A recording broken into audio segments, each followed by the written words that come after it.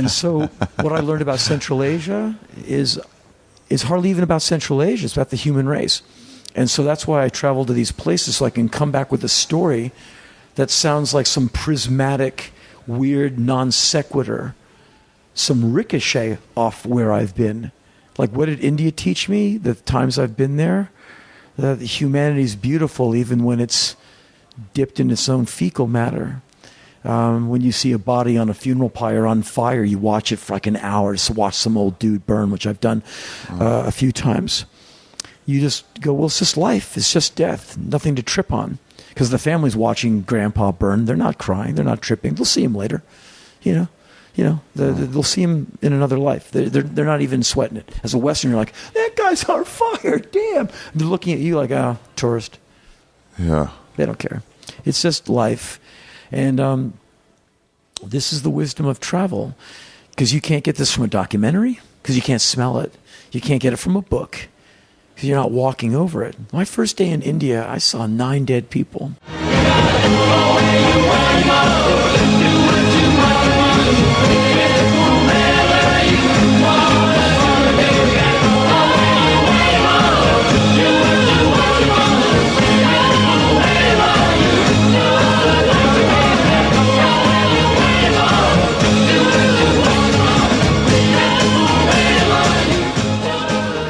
Welcome to Ari Shaffir's Skeptic Tank.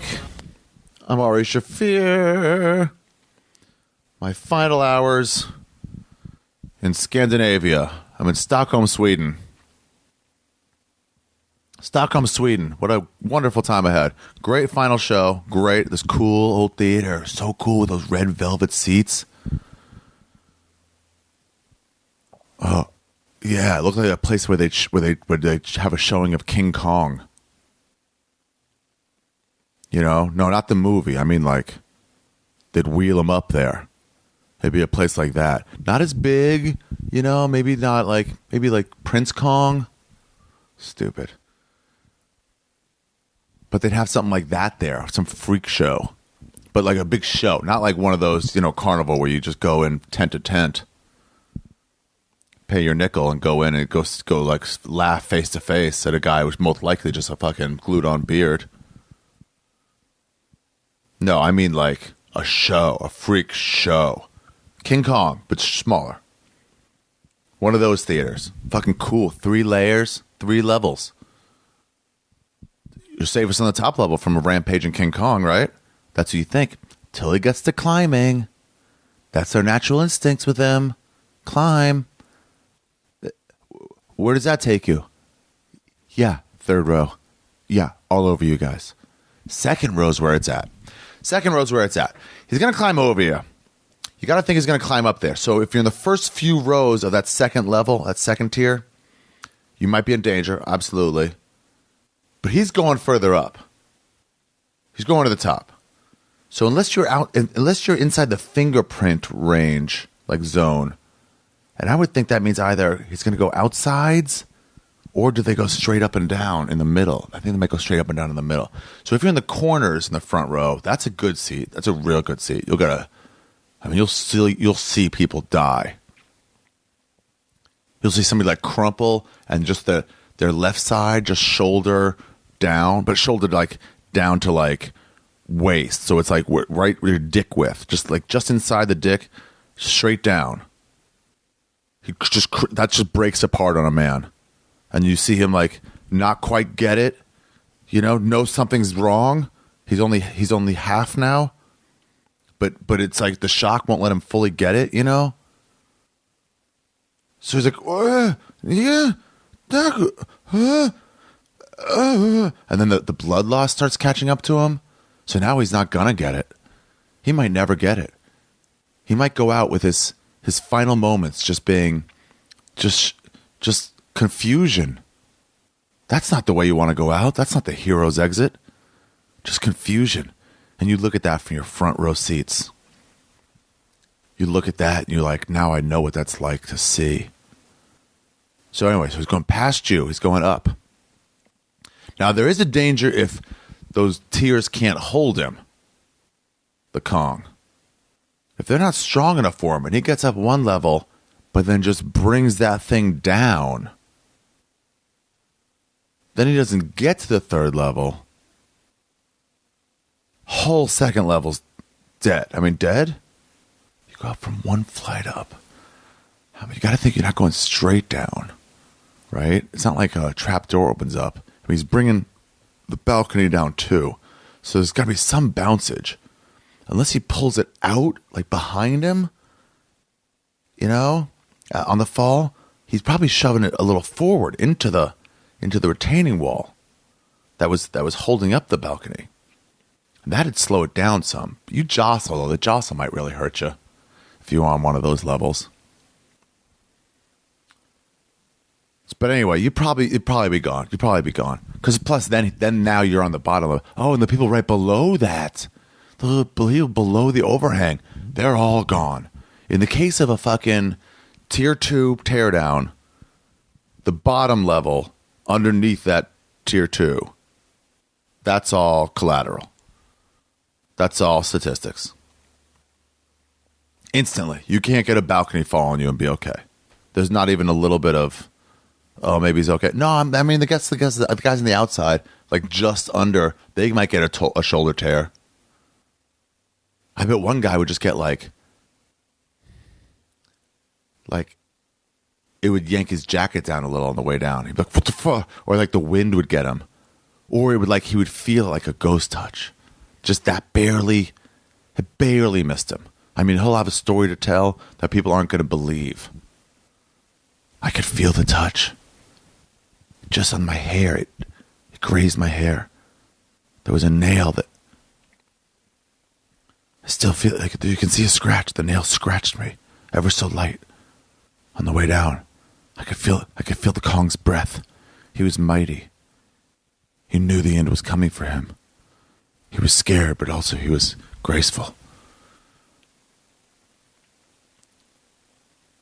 Is majestic a word I can use here? I think that's what I would use. Majestic. And he turned. He let me live. He could have easily. No, see, this part he's lying. He's lying in this part. What really happened, though, was the thing barely did miss him. The nail might have happened where it scratched him, although that would have drawn some blood. So he's got a little scar, but it's cool. Scar on your arm, that's cool. Don't cut yourself, kids, but it does look cool. So that'd be down, and then he'd rampage around the second. Do you think he'd try for the third level again? No. The Kong, I'm imagining, couldn't get up the third level. He would have to go second to third. So in that instance, third, you'd be great. And front row of third could look straight down. They could see the blood splatter probably of the bottom level with the balcony falling on them. They could see the blood flow when it's like when the juicer happens. I call it a juicerification of the bottom level. Yeah, they'd be fine. They'd be able to see it really. And the guys behind them would be like, what? And you'd be like, oh, what? What happened down there? What was the crash? Oh, I was going to pay for loge tickets, but I got balcony instead. What happened, though? What went down there? I heard the crash. What was it? I mean, I was going to do that, man. I was signed up to pay for those.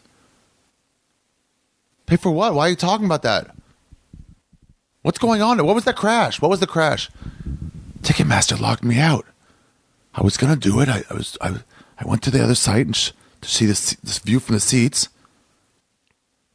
And then when I went back, it still said I had 2 minutes left. It was counting down. 157, 156. So I went, yeah, it's purchased, buy the tickets. And Ticketmaster said, no, you got to start over.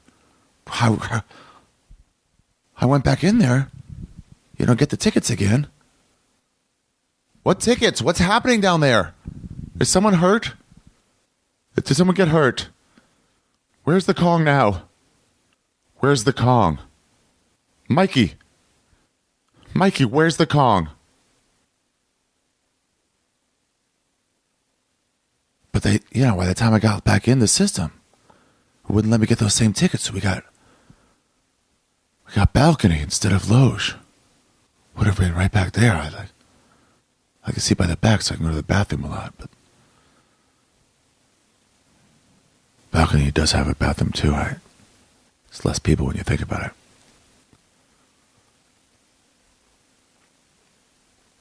So, yeah, that'd be the instance of the balcony going down. Or you could just kind of run through and then go through out the back doors. Then you just get some people on the bottom level. Bottom level's in a lot of trouble unless he makes it to the top. Unless he's getting to the top level, that bottom level's really taking the brunt of the damage. And honestly, he's still got to get to the back of the room to get to the levels, even if the levels hold up for him. Balcony 2, balcony 3, even if those hold up for him, he's still stomping people on the way back there. He's not doing that flying Kong thing.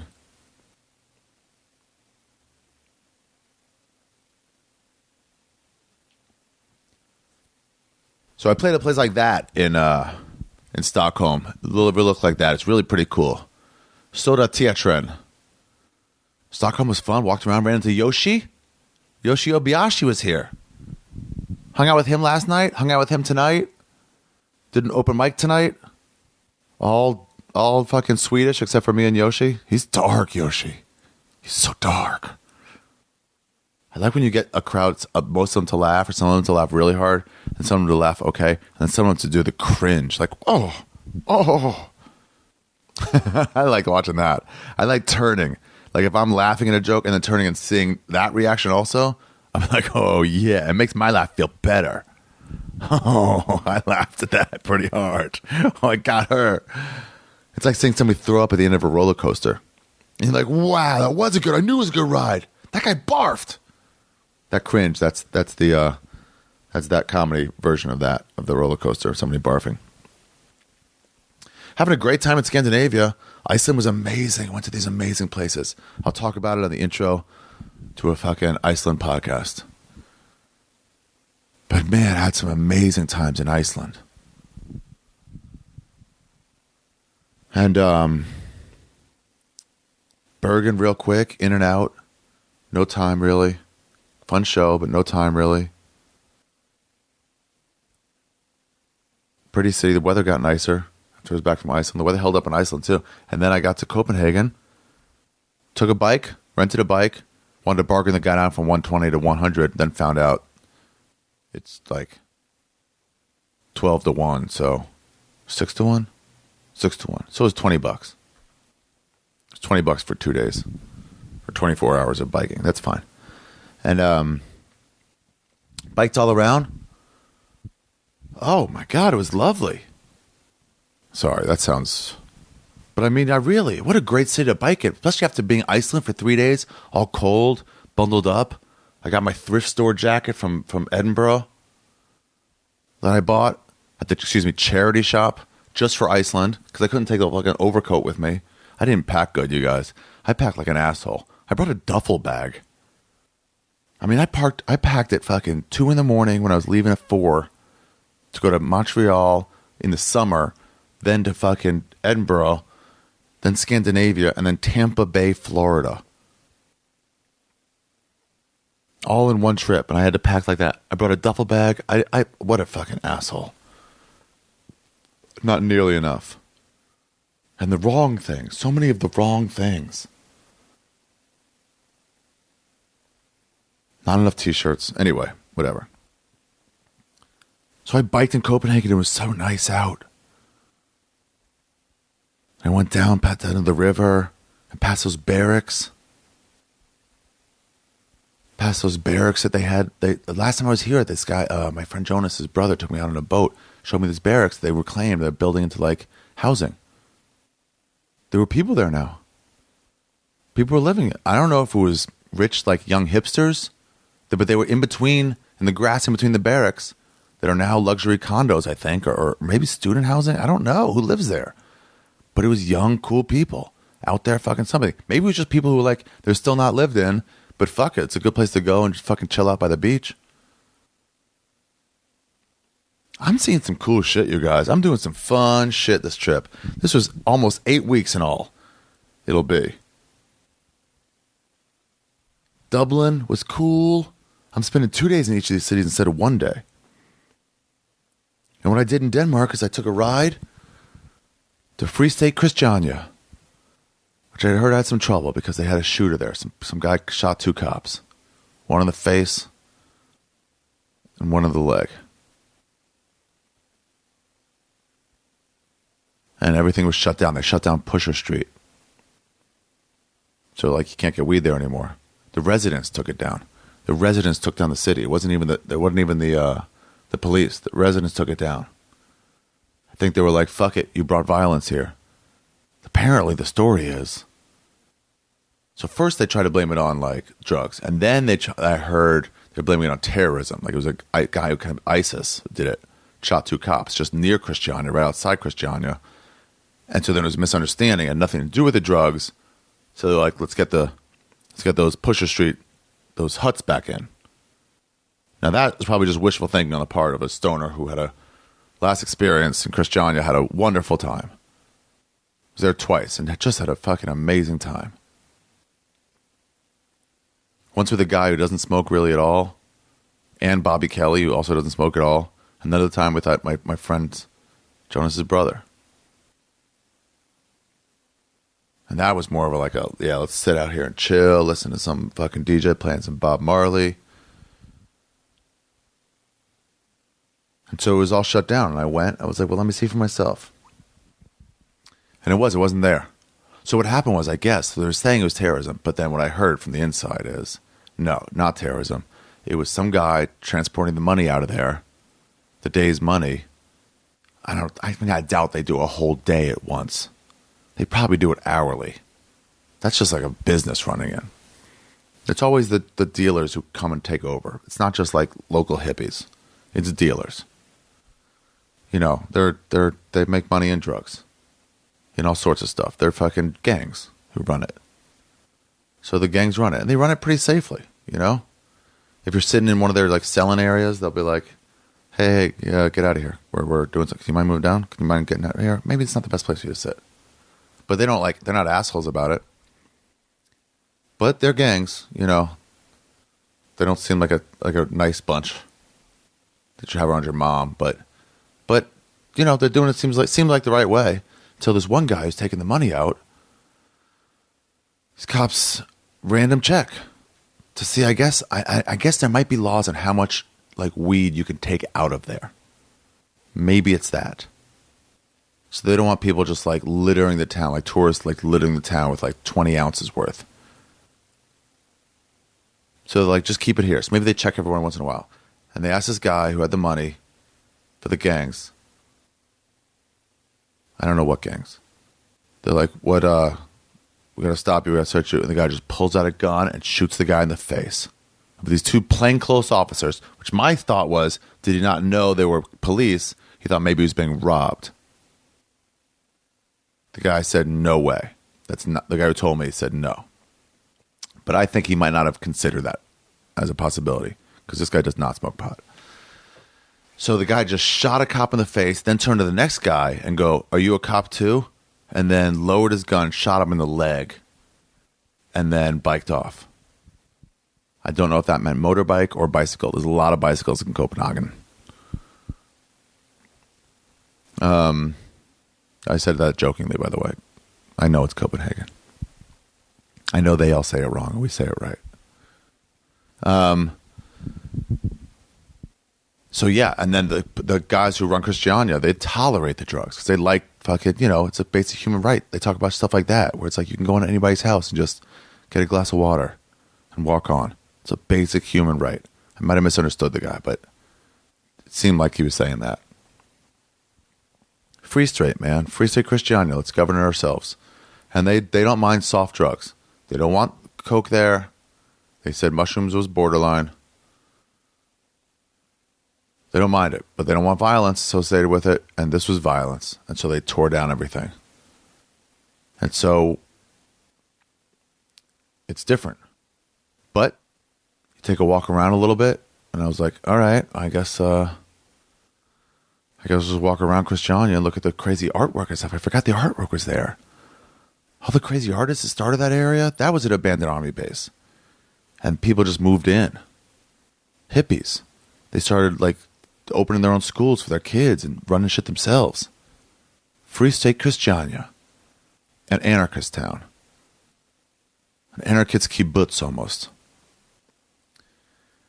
And so, violence came, so they took it down. So I walk around and look at the crazy art of these crazy people that are there, these crazy fun people that are there. They have statues and sculptures of fucking hands and graffiti all over, and there's a little body of water right there. Some shops and stuff. I didn't go into any of the shops really. To go get some tea at this place I like. And then I looked at a guy and he looked back at me. Weed, he said. Yes, I didn't flinch. I wasn't put off by it or caught off guard. Weed? Yes. Boom, sold me some. And I sat where I used to sit. When I sat last time I was there, and I smoked some weed. Rolled it up in that coffee shop. Bought a skin off the guy. And a filter. Rolled it up. Made a cone for the first time on my own. And then filled up cone style.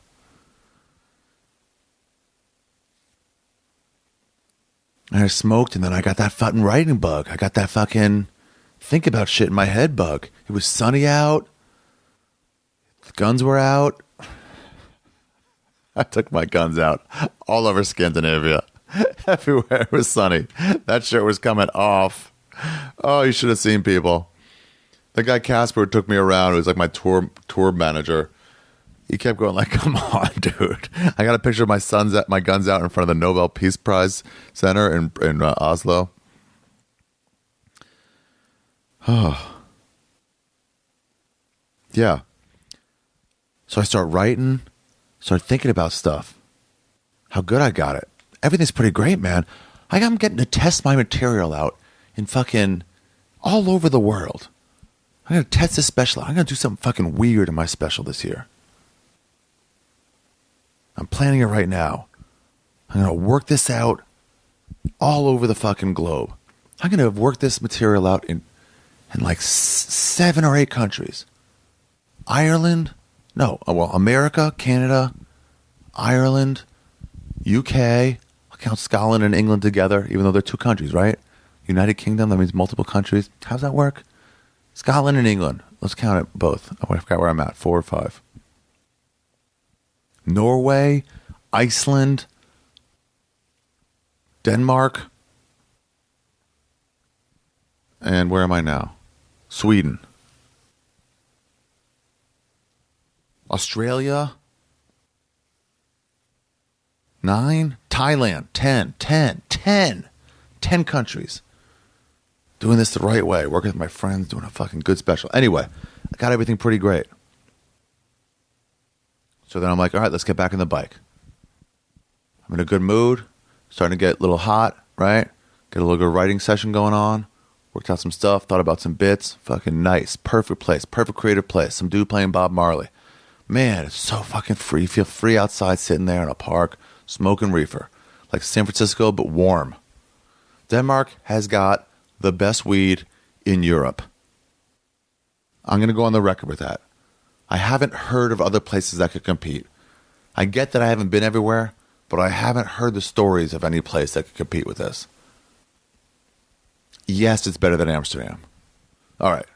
I don't want to get into a fight right now. So I get back on my bike, start biking around, just looking for stuff, sunny, going by that body of water. And that's when I pass those barracks.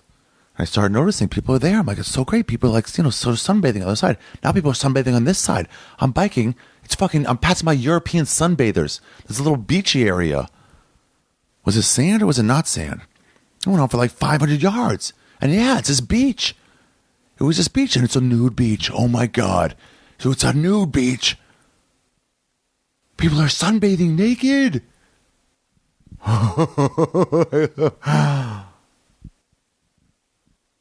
I thought about Steve Simone. I thought Steve Simone would be, if we were next to each other, just be like, oh my God, it's a nude beach. It's a nude beach.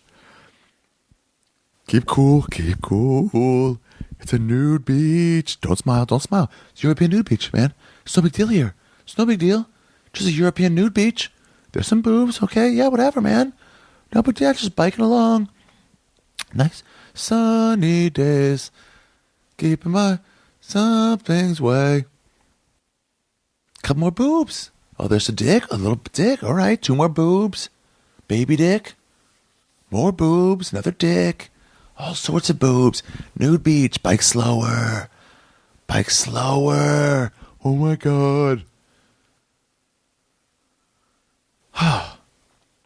Get to see some fun shit out here. So first what I do is I try to see like some buildings you're supposed to see, you know? All right, I saw that. That's cool. Cool architecture. And then you want to like get in there and experience some stuff. Talk to some people. Get around. Start seeing how people live. Took a walk up the fucking river in Oslo, where the hipsters areas are. Get away from the tourists. Bike in Copenhagen, and I'm assuming the Netherlands too. It's a great way to do that. I'm seeing some crazy shit. And today's podcast is all about travel in the world, you guys. Didn't even introduce you yet. It's all about travel in the globe. My guest is interesting as fuck. His name is Henry Rollins. And I first heard of him when he was still singing. When he was still playing music. And then he went on to do a bunch of fucking acting. And then he does public speaking. Not public speaking. Storytelling. He's what I like to say Bill Hicks was trying to be. Interesting. Funny. I don't know. I've never seen his show. But I have seen him do my show. This is Not Happening. New episode's coming out in October. By the way. I've seen him do my show, and he was funny as fuck talking about his first acid trip. So fucking funny. I'll link to it on the website, where I link to all my music and all that stuff from last week. Running of the Bulls. All those pictures are on my website. Why are you asking me? Of course you should go there first. AriTheGreat.com. It's also got tickets to all my shows, like Tampa this weekend at the Tampa Improv, Thursday, Friday, Saturday. Next week in Chicago on Thursday, the 22nd, and then in Rosemont, the 23rd and 24th. Rosemont, Illinois. That's if you live near Rosemont. So if Chicago will be the 22nd, and then Rosemont if you live there. If you live in and around the city of Rosemont, which I've heard is not Chicago, but it's actually called Rosemont. If you live near there, definitely come out. 2 nights there. Rosemont I'm going to be in. And then that one day in Denver, which is just my special again. If you came last time, I would advise you not to come this time. It's a lot of the same material. It's almost all this. Let's just call it all the same material. So tell your friends who didn't go to for sure go. But like, I'm letting you know. I'm just going there because it's their celebration of their anniversary. I don't want to be a part of it, so whatever. And then my special taping. November 2nd, 3rd, 4th, and 5th. Get tickets now. Spread the word in Austin, Texas at Cap City Comedy Club, November 2nd through the 5th. Come on out that weekend. Come see Ari Shaffir. Any of those shows, you'll see the whole fucking thing. Even if you're not at the time they're actually taping, that doesn't matter. Just come that weekend. Bring friends. Tell people if you live in Austin. Let's make it a party, you guys. Taping with all my friends. All my friends. I'm doing this the right way. All the people I trust. All the people I talk to and I know. I'm doing this the right way. From start to finish. Got the lighting guy I love. Steve Calitri, who's not going to do another movie. He's going to do this special with me. Everybody that I trust, if I can make it look like the way we want to make it look. Everybody's going to be quiet when they're filming. All the camera guys. Everything's fucking doing this the right way. Anyway. I'm setting it up. All right, whatever. Let's get back to it. So, Henry Rollins goes all over the world, you guys. He does crazy shit. I mean, we're going to get into it and stuff, but he's a fucking traveler. Oh, that's what I was saying. He was a storyteller. Yeah. You should go see his show. You can get tickets to anything at henryrollins.com. Yeah, go there. His tour. He's going to be in LA soon for like a extended run at Largo in December. his podcast, everything, go to henryrollins.com. 2 L's. You can tweet at him if you want. Anyway, though, he's a world traveler. He goes to these places. He takes his camera, and he just fucking takes pictures of shit. He goes, lives the life. He lives the life. Henry Rollins on Twitter also, at Henry Rollins, if you want to sell him. He's cool as fuck. And so that's it. I met him in Edinburgh. He was going to be there for a couple shows. I couldn't go. It was at the same time as me. My show was on at 6:30. I think his show is 7. I couldn't get to his show. I was so excited when I heard he was going to be there that I could finally see it. I called his agent, who's friends with my agent, works at the same place as my agent. I was like, hey, get me in. I'm going to see that show. Same time. DeRosa went. He really liked it. Anyway, but met him at a hotel and sat in the restaurant downstairs, the coffee shop downstairs, and just fucking talked to him about all these crazy places he's been. He lives life, you guys. He gets in there. He lives life. He sees shit. Fuck. There are places I want to go. I'm enjoying being on the road. Get in there. You can find a new perspective on things. That's what he's doing all the time, Henry Rollins. That's what I want. Just a new perspective. You know, people are just different in different places. I went to some Ironman competition in Denmark. It was right near my hotel room. Saw an Ironman competition. You don't have to. Okay, you mix with wanting to do two things: either the fucking typical or the authentic, whatever country you're in experience. You know, like for instance, Iceland, the authentic Icelandic experience is getting whale meat or shark or puffin. But then you talk to some locals and they're like, no, we never eat that. I had it twice ever when I was younger. And then you're like, authentic doesn't mean what people are doing. So there's a split between authentic and also something I can only do when I'm here. You know? So then it's like, well, maybe it's not authentic, but I want to get some fucking whale meat while I get the chance. I had a zebra burger in a borough market of London, looking up and down what to get. I don't know what I'll get. A zebra burger? Yeah, I'll have that, please. I'll have one of those. Do you want to see what else we have? No, I'm good with zebra burger. That's not off the list yet. Let's just go ahead and get that off. I can't imagine something rarer than zebra burger. Go ahead, put that up. Do you want cheese with it? I don't know, man. What goes with a zebra burger? So you mix with either wanting to do an authentic thing or just the local thing. So you get rid of the authentic thing first. You get it out of the way. You go see the palace. To me, anyway. You go see the palace. You go see the whatever. You eat the whatever. And then you have some local stuff. There's a pizza place where they put sour cream and cream cheese on it in Iceland. All right, that's not authentic, whatever, but that's a cool thing to have there. Everyone's eating it. Let's go to that. Let's go to that. I remember in Petah Tikva, where my relatives lived, everyone would go out and get falafel and go watch a movie. Or go get pizza and watch a movie.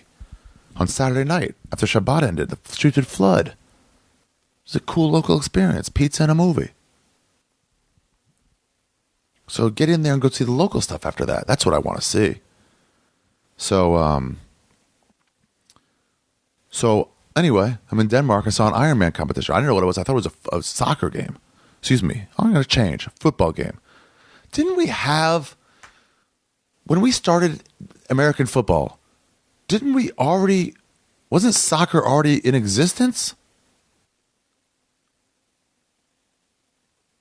Do you understand what I'm saying? Do you understand what I'm getting at?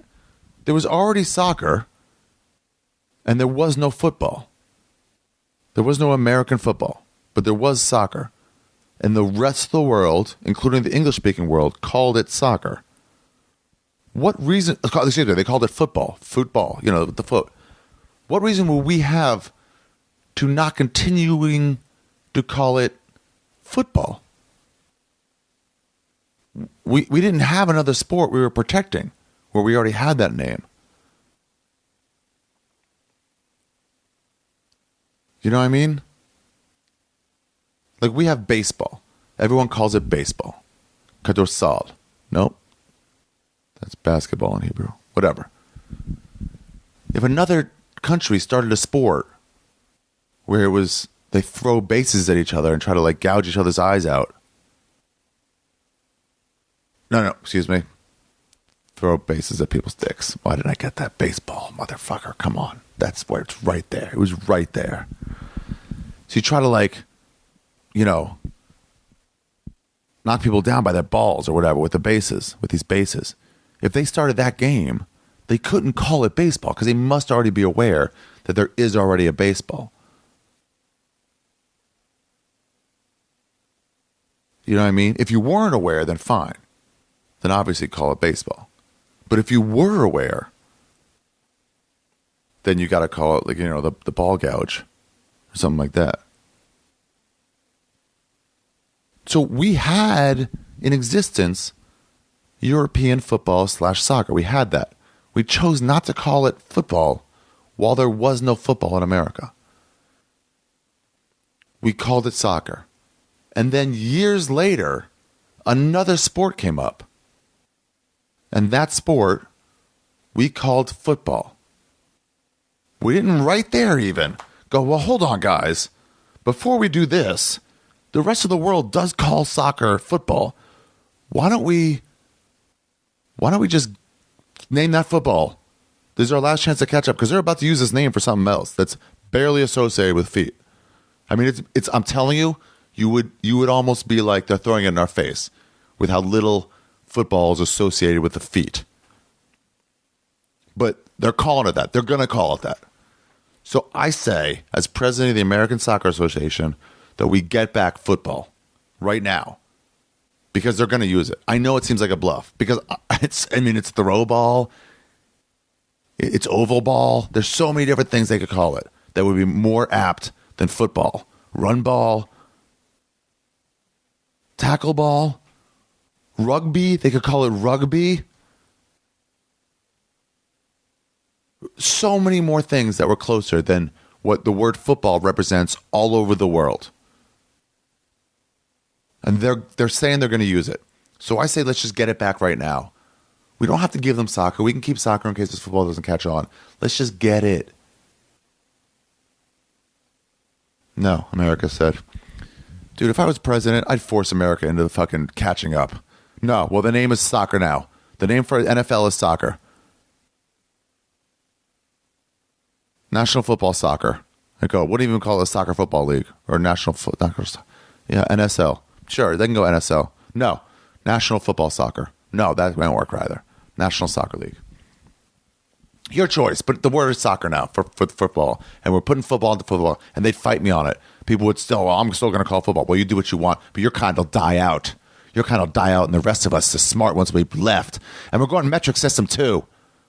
Yeah, no protests. I'm in office for 8 years, and I already talked to my vice president, and he said he guarantees me he's going to fucking keep it up. If he takes over for me, that means 16 years, motherfuckers. 16 years of metric system until you'll all forget. Times 10 is the next thing. Times 10 is the thing after that. Why times 12 times 3? No. I'd force it on you. Yeah, it ain't a democracy. Not for everything. Yeah, sure, you have to vote if we want to go to war. But no, not for the metric system. We did it the opposite of that, didn't we? We don't vote if we have to go to war. And we did revolt against the metric system, make them turn it back.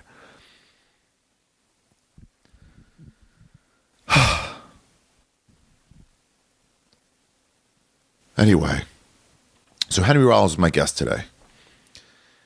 There's a sign, and we did it in Edinburgh. There's a sign there in Edinburgh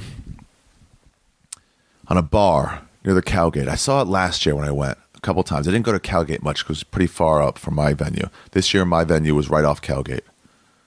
What a great time Edinburgh was, spending a month with comics from all over the world. Become friendly with them, new people. Met those guys from last week. If you haven't heard the Running of the Bulls one, it's fucking ridiculous. Last week's episode. And Yeah, it's just a great time. Wait, what was I saying? Why was I talking about Edinburgh? Yeah, I already know. So there was a sign on Cowgate. My venue was there. I loved it. Oh, that's why. I really did it. I brought an American style of stand-up comedy to that UK Fringe show, and I fucking showed them all, showed the ones that were willing to listen, what comedy's like in our country and what it's like at its highest levels. I think they got it. I think those people got it. I'm like, guys, this is what it can be. It doesn't have to be these fucking theme shows, so spread the word. Anyway. So on Cowgate, there's this bar, I guess. I don't know where the entrance is, but there's this neon sign, red neon sign, if I'm remembering right. It might be blue. I think it's red.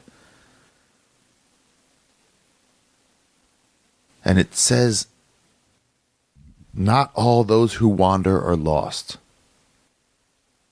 Love that sign. I loved it. I forgot about it. And I remembered it again when I went this year.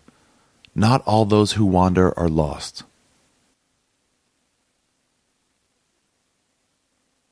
I looked it up. J.R. Tolkien. It's J.R. Tolkien who wrote that one of his poems. I guess I'll read it in the outro. But I love that, man. There's people out there fucking traveling, seeing shit, going from spot to spot, just doing stuff. Doesn't that seem like fun? Just going out and just doing stuff. Seeing the world. Talking to people. Getting to know a new perspective on all sorts of things. Do you know weed is very illegal in Sweden? I met a guy who grows his own. Super Silver Haze. It's a legitimate strain. It was good. It's tough to tell. I hadn't smoked in a few days. No, I had. Denmark. Yeah, good weed then.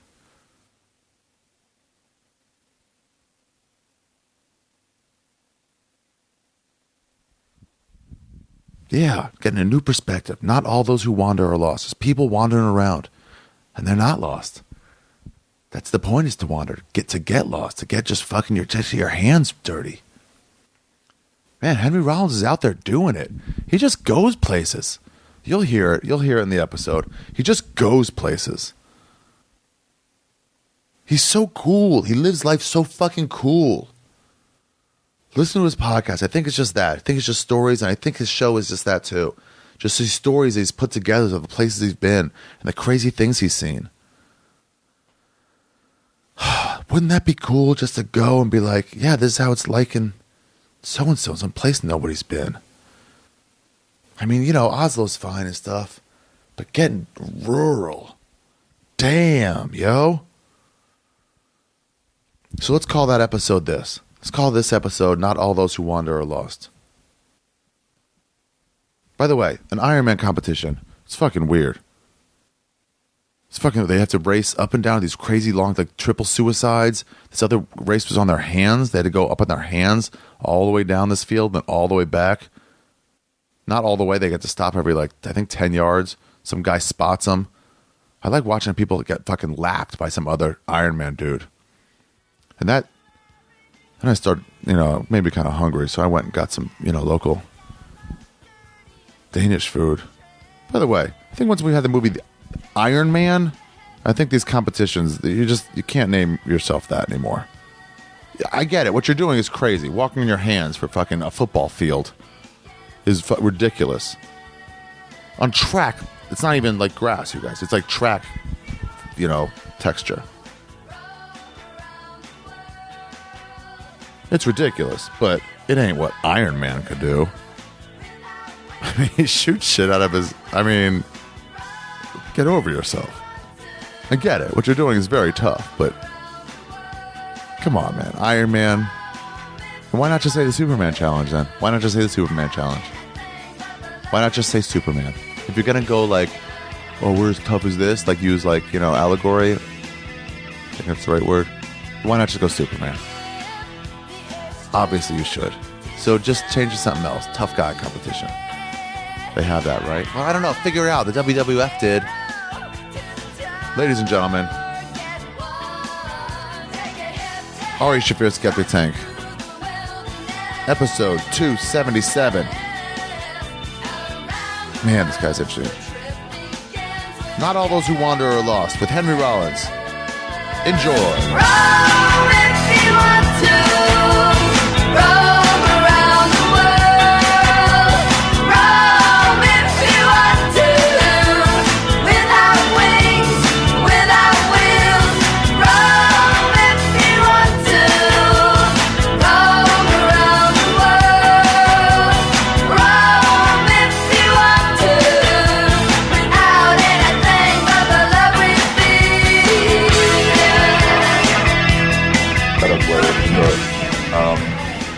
Yeah, just keep talking. Were you in India? Oh, doing well, yeah, I travel. I travel for work. Yeah. Like we're here in Scotland, right? Yeah, it's pretty And so cool. we're traveling. We're not from Scotland, obviously. So we're here traveling, but we got stages meeting us hours from now. Whenever I'm not traveling with a stage, I try and travel as much as I can just with a backpack and a camera. And that kind of travel has put me on all 7 continents and about almost 100 countries. Do you, okay, first of all, I didn't know there were 100 countries. Second of all, do you go for gigs and then wander off from there? No.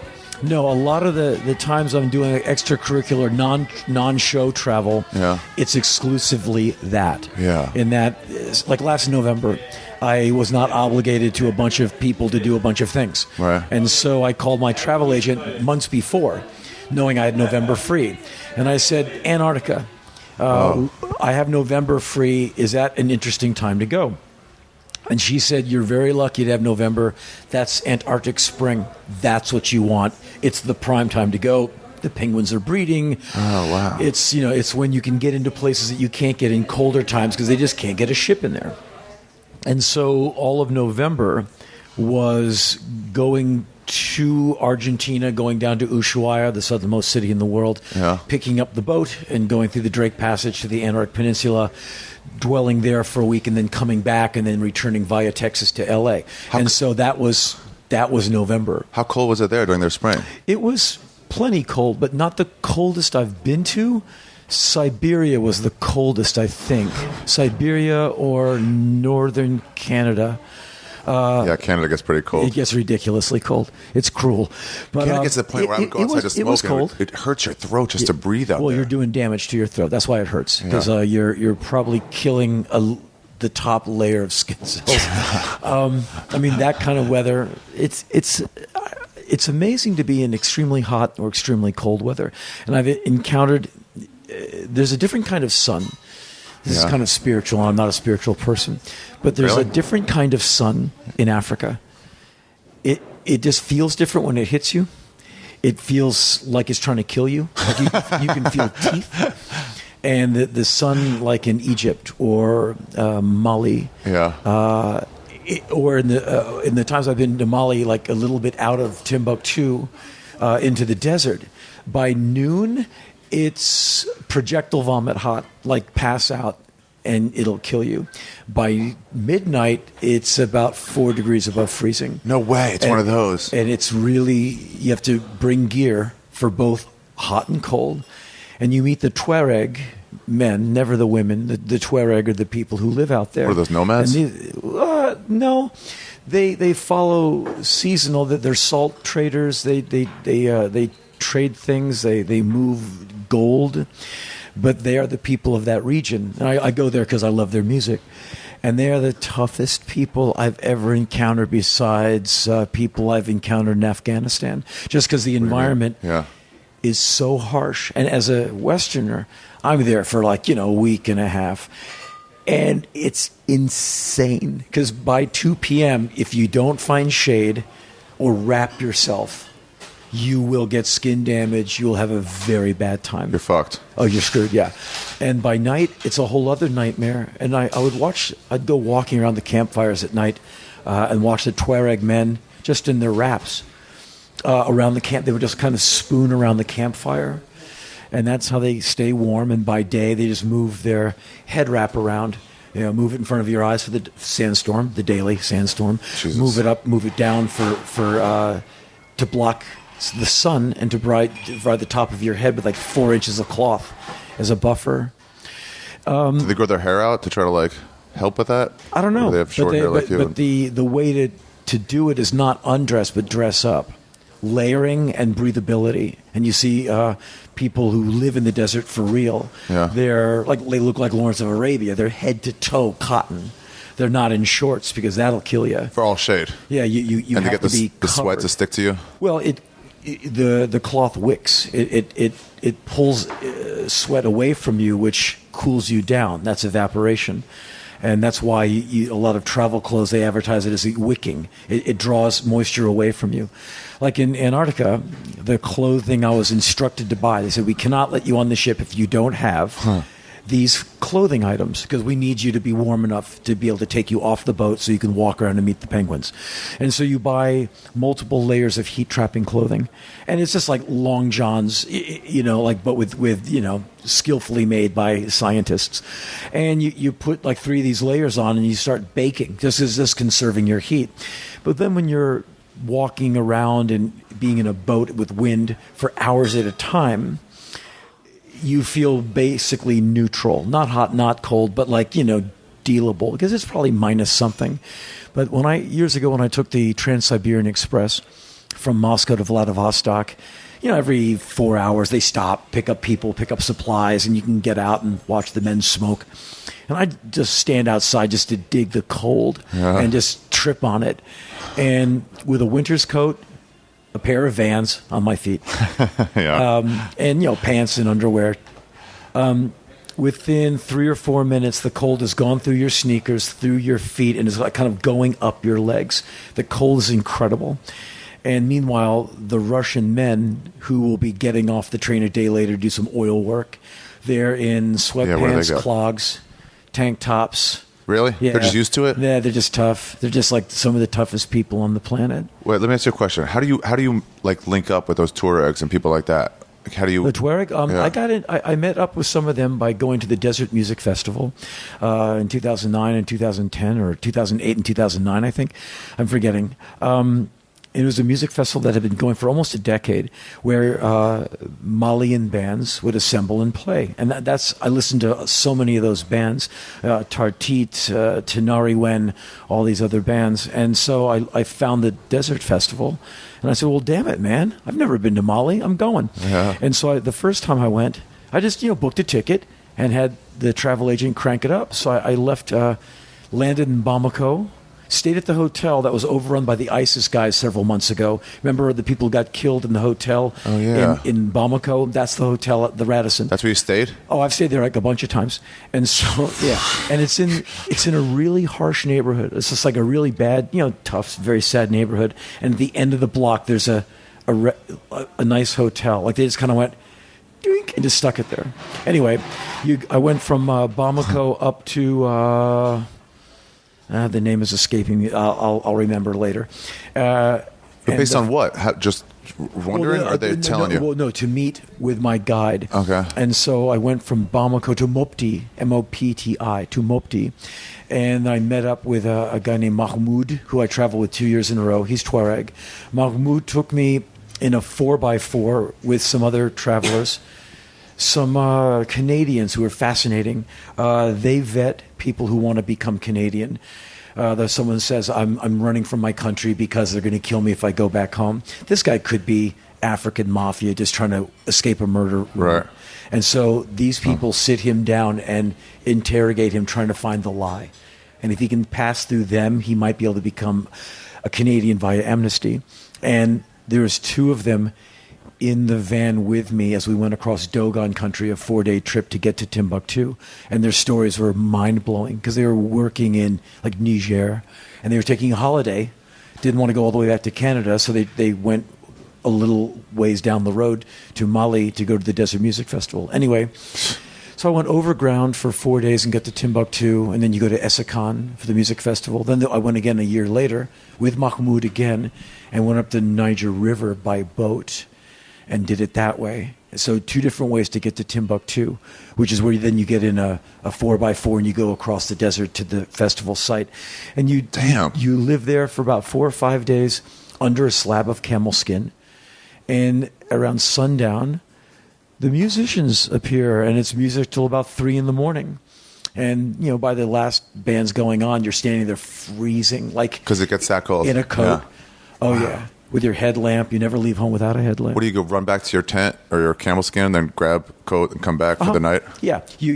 When the sun goes down, there's about an hour where it's like perfect, where it's just perfect weather. And I just walk around and take photos because the sun turns purple and it's gorgeous. Wow. And then it's like a vice. Around 8 p.m., you start feeling the grip of the cold, and it starts gently increasing. You're like, here it comes. And you put your layers on. And, like your 4 T-shirts, and you just start layering up. And then finally you're really layered up, and it's desert cold. There's nothing to hold the heat. Damn. And I'd be back there now. It got so hairy there that they had to stop the music festival because the last Hairy time with I was terrorism? there. Yeah, Or some insurgents? I think some Italians got kidnapped. 2 groups of people had problems. One group of Saudis got kidnapped, and maybe a couple of Italians were killed. And 2 plane loads of Brits who were coming to the festival, Heathrow wouldn't let them leave. And by the time I got out... They said it's too dangerous. We're not letting you go. Yeah. The U.S. government put a travel advisory. But luckily I was already in Africa. They couldn't stop me. But America didn't want me to go because of the hassle. And so after that time, it was too dangerous to put the festival on. And so back to the original point, I go to these places because I'm interested, and I have a high-resolution GIF file on my computer of the map of the world. And so when I say if I know I'm going to have a month like in March, say I know I have March 2017 off. No responsibilities. No responsibilities or nothing I can't handle from the road because I'm obligated to tons of stuff. So I can take my writing and radio on the road and beam it in from afar. I will pick a landmass and go from like left to right. And so I'll go, okay, North Korea, China, Mongolia, Bhutan, Tibet, Vietnam, which is actually a trip I made once. Really? Yeah. And then do you try to follow that exact path, or you just using an outline and be like, you know what, I'm staying in Vietnam for a while? Oh, no. It's all the hotels are booked. They're all hard in, hard outs because I got to return to an obligation. So I got to be back 22 days after I left because on day 25, I'm on set, on location, on tour, something. Yeah. And so I have hard ins and hard outs. Dude, this is so cool. How long have you been doing this stuff? Like, when did you start getting the wanderlust? I started doing, I've had that since I was a kid because of my mom, who was an art nut, and she would save her meager earnings from her government job, and it couldn't have been much. We were solidly middle class. And she would save her money, and every few years she goes, okay, we got some money, we're going to go to Italy and Turkey and this, and we're going to see all these museums and all these statues. And as a little kid, I'd been to like Istanbul and Rome and London, go to the National Museum and check out Shakespeare's handwriting, and it's all really cool for a little kid to dig other cultures. And Istanbul in the 70s was nothing like it is now. It's very touristy now. I've been there like a bunch of times, and I was there just a couple of years ago on my way back from Central Asia. I was in Uzbekistan and Turkmenistan, Kazakhstan, Tajikistan. I'd already been to Kyrgyzstan twice, so I skipped that. But I went to Georgia from there, and then on my way back to America, I did like 72 hours in Istanbul, and it's cool, but it's very backpacker youth, where it used to be really like a movie. You must have seen that a lot, right? With cities or countries becoming like too Western. Well, they just become destinations. Yeah. And in some ways, in a lot of ways, it's good. Looking forward, in just my opinion, in that the last time I was in Kathmandu, it was like backpacker youth. But I like the idea of young people with their backpacks leaving home and going to frickin' Nepal. Like you just come finding back shit and seeing things and having their minds blown. And maybe I'm Hopi changing and tree hugging, but in my opinion, you can't convince that person to be part of a war after they go into the world and see that stuff. How are you going to sell that kid on the invasion and occupation of Iraq? Or that they're different than we are when you met them and they're not different. And so when their dad goes, well, those damn Iranians, all they want, like, really? I've been to Iran. It doesn't make me an expert. Yeah. But no one would allow me to spend money. That people just bought everything for me. I had to take the money. I bought a bunch of rial, the money. I bought it in Dubai. Yeah. And I just gave taxi drivers big ass tips because I still have a big wad of it, which I hope to one day go back to Tehran and spend. It was an amazing place. But our country has a real chip on its shoulder for Iran. We want to smoke them. And they know that. I had interesting discussions with Iranians who had been educated at Boston College. Okay. Whose IQs are like, stratospheric. And they said, yeah, you guys want to kill us. I go, I know. I know, not me, but yeah. There's a lot of people who don't dig you because they don't know. Do you find yourself apologizing for your passport? No, because my curiosity, the fact that, look, when you go to a place like Pakistan, you go all the way out to Islamabad, people usually just thank you. And then they'll say, well, why are you here? I said, and I have a one-liner that always works. Feel free to use it. I always say, why am I here? I'm here to meet you, man, which is true. I go, my name's Henry, man. What's happening? It always gets a laugh. And I've used that like in convenience stores in Tehran. I've used it on the streets of Islamabad. When you get recognized or when they're just like, what's a white person doing here? You stand around long enough, someone will come up, my friend, are you lost? Right. They're usually trying to be helpful. Are you embassy? No. Journalist? Hell no. Yeah. Just a traveler. Well, why are you here? I'm here to meet you, man. What's up? And they're like, oh, well, it's nice to meet you. I go, hey, you can't understand how cool it is to meet you, man. I flew 3 days to get here. And so I started doing that kind of travel in the mid-'90s when I would be doing an interview and someone says, well, with rock and roll, you get to travel. I go, well, yeah. Australia, Japan, the European continent, Singapore, some cool destinations. But I've never been to Africa. And I hated saying that. Like, what a wimp, what a cop-out. So one day I pulled out the map of Africa. I said, okay, so let's see. Egypt, got to do it. Kenya. And I just started going. You get all your vaccinations and you start learning how to travel in Africa because it's different than traveling other places. Really? How's Africa different than like Southeast Asia? Oh, Southeast Asia, just my opinion, is insanely friendly. Like I'd leave tomorrow and go. I mean, there's not one part of it not to love. Africa, and I've been there like 15 times, different parts of the continent. Again, I'm no expert. But you've got to have your wits about you. Like I have a lot of rules. I land and immediately get my bearings. I try and get to the country with some local currency so I don't have to haggle with money changers because there's no way they're going to treat me right. Right. They go, well, Mr. New York. And you're like, oh, here we go. Yeah. And you have to hopefully be able to haggle your way through the customs guys trying not to take some of your stuff. Well, I have to take this. No, that's shaving cream. I really do need that. Or, What do you mean? They just try to like take it for themselves? Yeah. Oh, totally. Wow. Oh, yeah. And That's so foreign, the idea that officials will be. This is not everywhere, but this has happened to me. Yeah. That was Madagascar. I'm like, no, man. No, I need all that. And they're like, but my friend. I'm like, no, it's cool.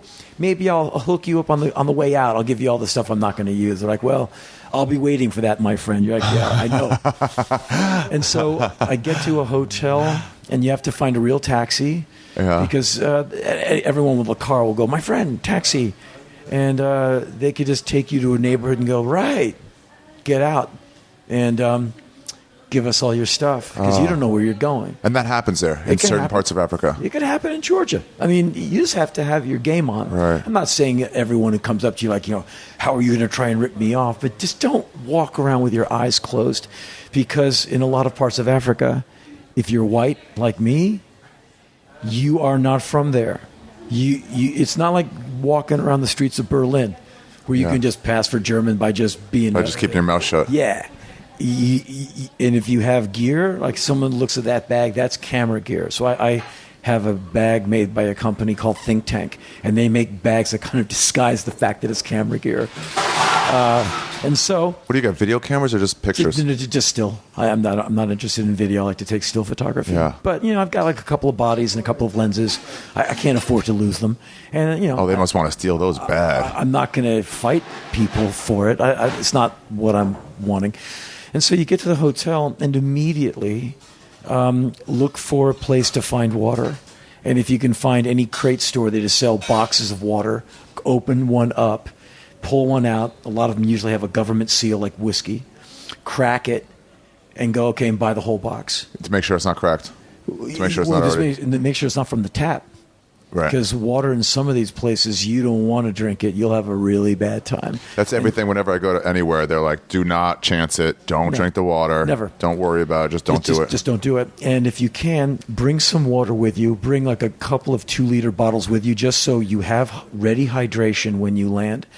But the first thing I do is I lock up my room. I hit the streets with no gear, no camera gear. Nothing to steal. No, just no one to get a beat on me.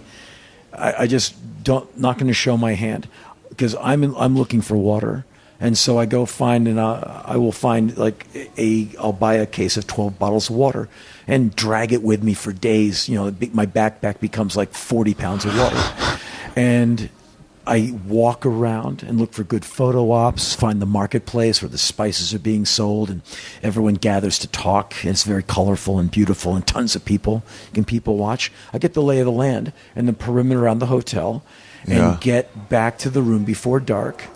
And I get ready for the next day. And then I go out and I walk. I just pick directions and just go. Or I get a taxi and go, give me $5 that way. And the guy goes, why? I said, oh. What's your objective? Just to find the hotel. And then wander back. Yeah, dude, that's the most fun. Yeah. And then you just go down, I don't know, there's no reason to go down this street or that street, so pick one and go. Yep. And I've been doing that all over. And so I started traveling in an extracurricular, non-work fashion in 97, my first trip to Africa, which was Kenya, Madagascar, South Africa. And then the next year was Egypt. Yeah. And then it was Africa. And then I'd been hitting Africa for years. And then I said, okay, Southeast Asia. Never been to Vietnam. Had been to Thailand a bunch, just on my way to Australia or on my way back. Yeah.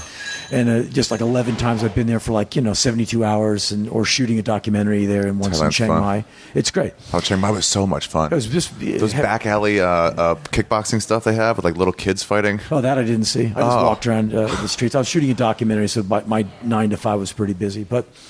I'd never been to Laos or Cambodia. Yeah. And so I started grooving on that, went to Vietnam a bunch of times doing research for some documentary stuff I wanted to do on Agent Orange, and I tried to sell that documentary idea to every possible documentary channel, and everyone said, no. Why, too depressing? I pitched, and implicates... people who probably pay some of their advertising. And they just went, Henry, you know how this bread is buttered, right? Get out. Anyway. I love when you call them on not being completely artistic, and they're like, stop it. Yeah. Stop it. Yeah, we just go, yeah, we both know what's up. There needs to be extraterrestrials, paranormal, or Yeti. Otherwise, we can't make your... or vampire. Bigfoot doesn't sponsor us. Yeah, otherwise we can't touch it. So...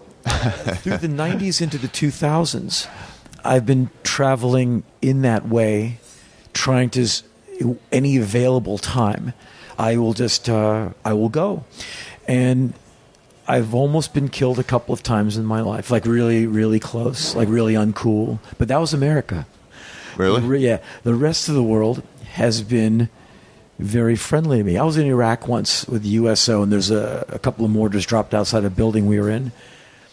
But we were in a building that was, safe for mortar, so nothing happened, obviously. They're not going to put the talent in harm's way. But then they warned me. They said, in the next half hour, there's going to be a mortar attack. It's one guy every day. And 20 minutes later, just was. Oh, yeah. And it was, you can taste the adrenaline in the back of your mouth, because you can really use what's that bitter taste? Oh, yeah, that's adrenaline. Because it just comes out because your whole body can't help it, right? Reacts to that. Mortars. Yeah. And it feels like a ghost walked up and punched you in the sternum, the concussion. I mean, it's really... What do you mean? The concussion, the blast, it's like a fist into your breastbone. You can feel it? Oh, hell yeah. It's like someone hits you. It sucks the air out. Whoa. Yeah. It was nothing like it. Anyway... and I'm sure they meant us no good with the mortars. But beyond that, the world has been really nice to me. I've spent weeks in the Middle East alone, going through Islamic countries. Or when you go to Indonesia, every third building's a mosque. Or going across Central Asia, where it's mosques and madrasas. And in Turkmenistan... all these countries have appalling human rights records, but in Turkmenistan, white guy alone with a camera, there's a lot of soldiers just like waving at me and just like pointing at me to turn around because I was too near a government building, and I'd say, no photo, no photo. They're just like, go. And you do what they say, you just turn around and walk elsewhere. Is a lot of it just don't be an idiot? Well, you're not allowed to take photos of government buildings or embassies. That's the law anywhere. And so if you're going to take the tour of like Government Row and look at the Minister of Finance and the Minister of Transportation's buildings and all of that, don't bring your camera because you're going to put these military guard guys on alert. They're going to have to come over and wave their finger. Don't even put them out. Just like leave your stuff at home in the room and then look at it if you find government buildings interesting, and then grab your camera and go elsewhere, or put it in your backpack and just never show a camera. Otherwise, they're going to come over and give you a speech. You must get, because I get it. I don't travel as much as you, but I'd like to go see shit. Yeah. You must get people from, not here, America, going like, dude, that's too dangerous. Don't do that. Oh, all the time. Like, what do you tell them? Well, I tell them I can't advise them to do what they're going to do with their life. But I tell them I personally can't live being afraid of the earth and being afraid of the world and being afraid of people. It's not how I live. And George W. Bush, I went to every country. I went to all 3 countries of the axis of evil. Yeah. Because he said, while it was going on. Because he said, don't go there. Terrorizers. Be full of fear. And I went, well, no, I refuse. And I'm not a tough guy. Really, and I'm not looking for a fight, and I'm not, looking to run for my life. I just refuse to fear the world, because my experience has been, I was in Pakistan when Bhutto was assassinated. I mean, that was intense. The second or third day I was there, Islamabad, there's columns of smoke. She got killed like 4 miles from my hotel near the airport in Rawalpindi. When was that? How long was that? 2007. Okay. I just finished a film in America, and the next day I wrapped out and left for Islamabad. And like 48 hours into that, and I was downtown every day in the Blue District where the shopping is, just hanging out, voulez-vouing with people, men. You don't talk to women. You're introduced maybe, but men will talk to you. And, my friend, why are you here? I'm here to meet you. What's happening? And soon you're talking about the weather, and around sundown, the sky turns purple and like 80 million mosquitoes come out, so you beat a path back to your room. But it's not the danger that made me go back. It was clouds of mosquitoes. Literally, they're like, here they come, and you jam back.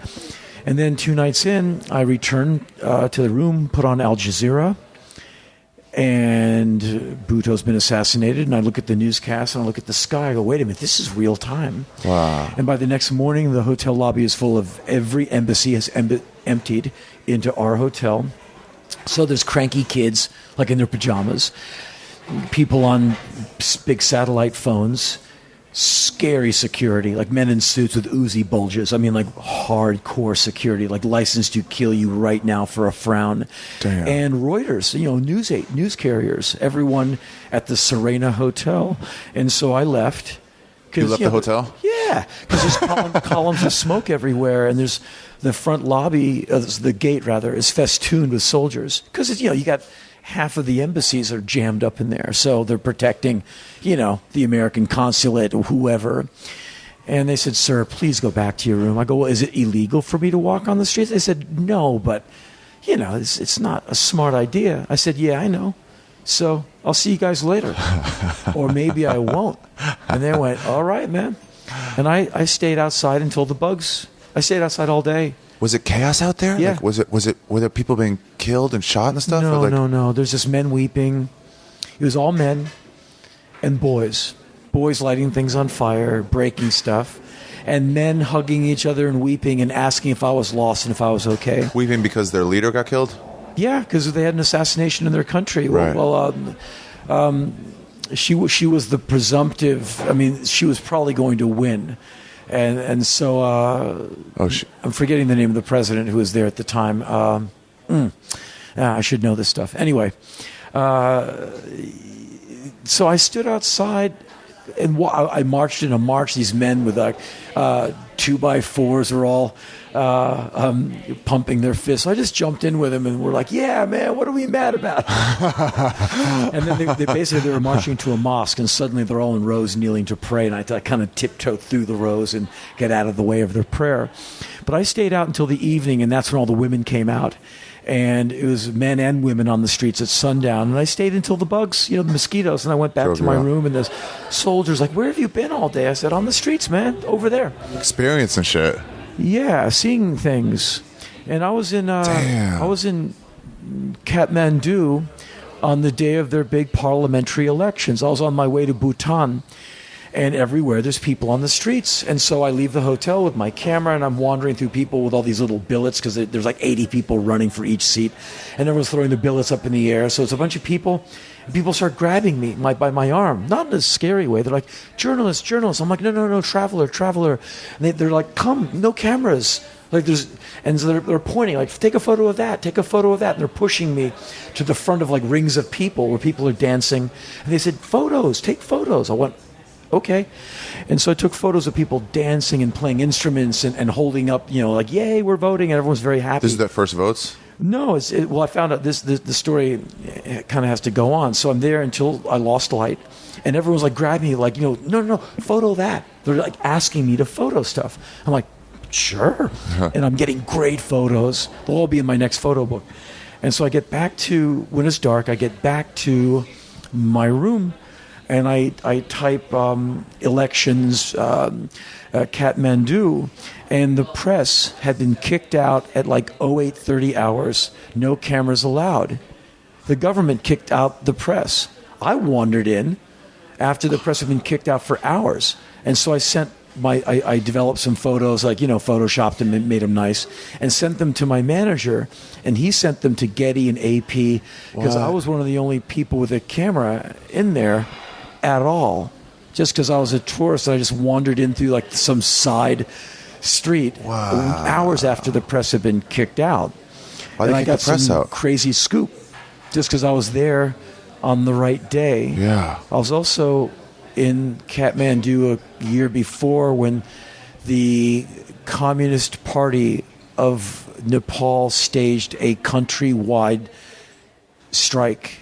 And I'm outside with people waving these massive hammer and sickle flags and yelling through megaphones, and I'm just wandering around. No one paid attention to me. And I wander back to the hotel, the Yak and Yeti Hotel. That's the name of the place. And I was in the executive floor because they have fast internet, and the guy in the tea room was always trying to get me to have a cup of tea. So that evening I went in, and he said, where have you been, my friend? I said, I've been out on the streets. He said, do you know what's happening today in Nepal? I said, well, there was a bunch of communist flags out there. I said, I noticed that there's no vehicles on the street, so I guess it's a holiday. He said, no, that was the Communist Party threatening to torch any vehicle on the street. He said, I couldn't even ride my motorbike here. I had to walk like 5 miles to get here. Wow. He says, it's a national strike. What were you doing outside? I go, I don't know, man, wandering around. They said, there's been like 4 people killed today. I'm like, well, no one looked at me. The only people who gave me a hard look were the guards in front of the American embassy, who were like loaded for bear. But do you ever do the math and be like, yeah, 4 people killed out of 1 million or whatever it is, 500,000? That's not that many. Yeah, but the odds are it's not going to get to you. Yeah, well, it's still scary. The world is a trippy place, but we're Americans, right? Yeah. We have unenviable homicide rates that we look at all the time. Yeah, we ignore those. I've been on tour most of this year. This is my 6th time to Europe this year. It's crazy. My ass looks like an economy plane seat. Yeah. But at one point, the woman who manages me, she sent me a photo of the bottom of my street with tons of cops. She said, they just shot a guy like 4 doors down from your place. I'm like, okay. What? I think he was breaking in somewhere, and the people saw him and called the cops. The cops came up, and he was going for a weapon or moved his hand, and they just Where was this? This was in Hollywood. Yeah, right off Hollywood Boulevard. And so I got this big blurry cell phone photo of like cops and cop cars and tape. I'm like, I know that stop sign. Wait a minute. And so we Americans, we live in an environment where wrong parking lot, wrong Walmart on the wrong night Yeah. And it could be everything from the Beltway shooter to some guy who's had too many, who doesn't like your Obama sticker on your car, who wants to have a word with you. Yeah. Oh, you're from Potomac, right? I live from Washington, D.C. I'm from Kent Mill. But, oh, cool.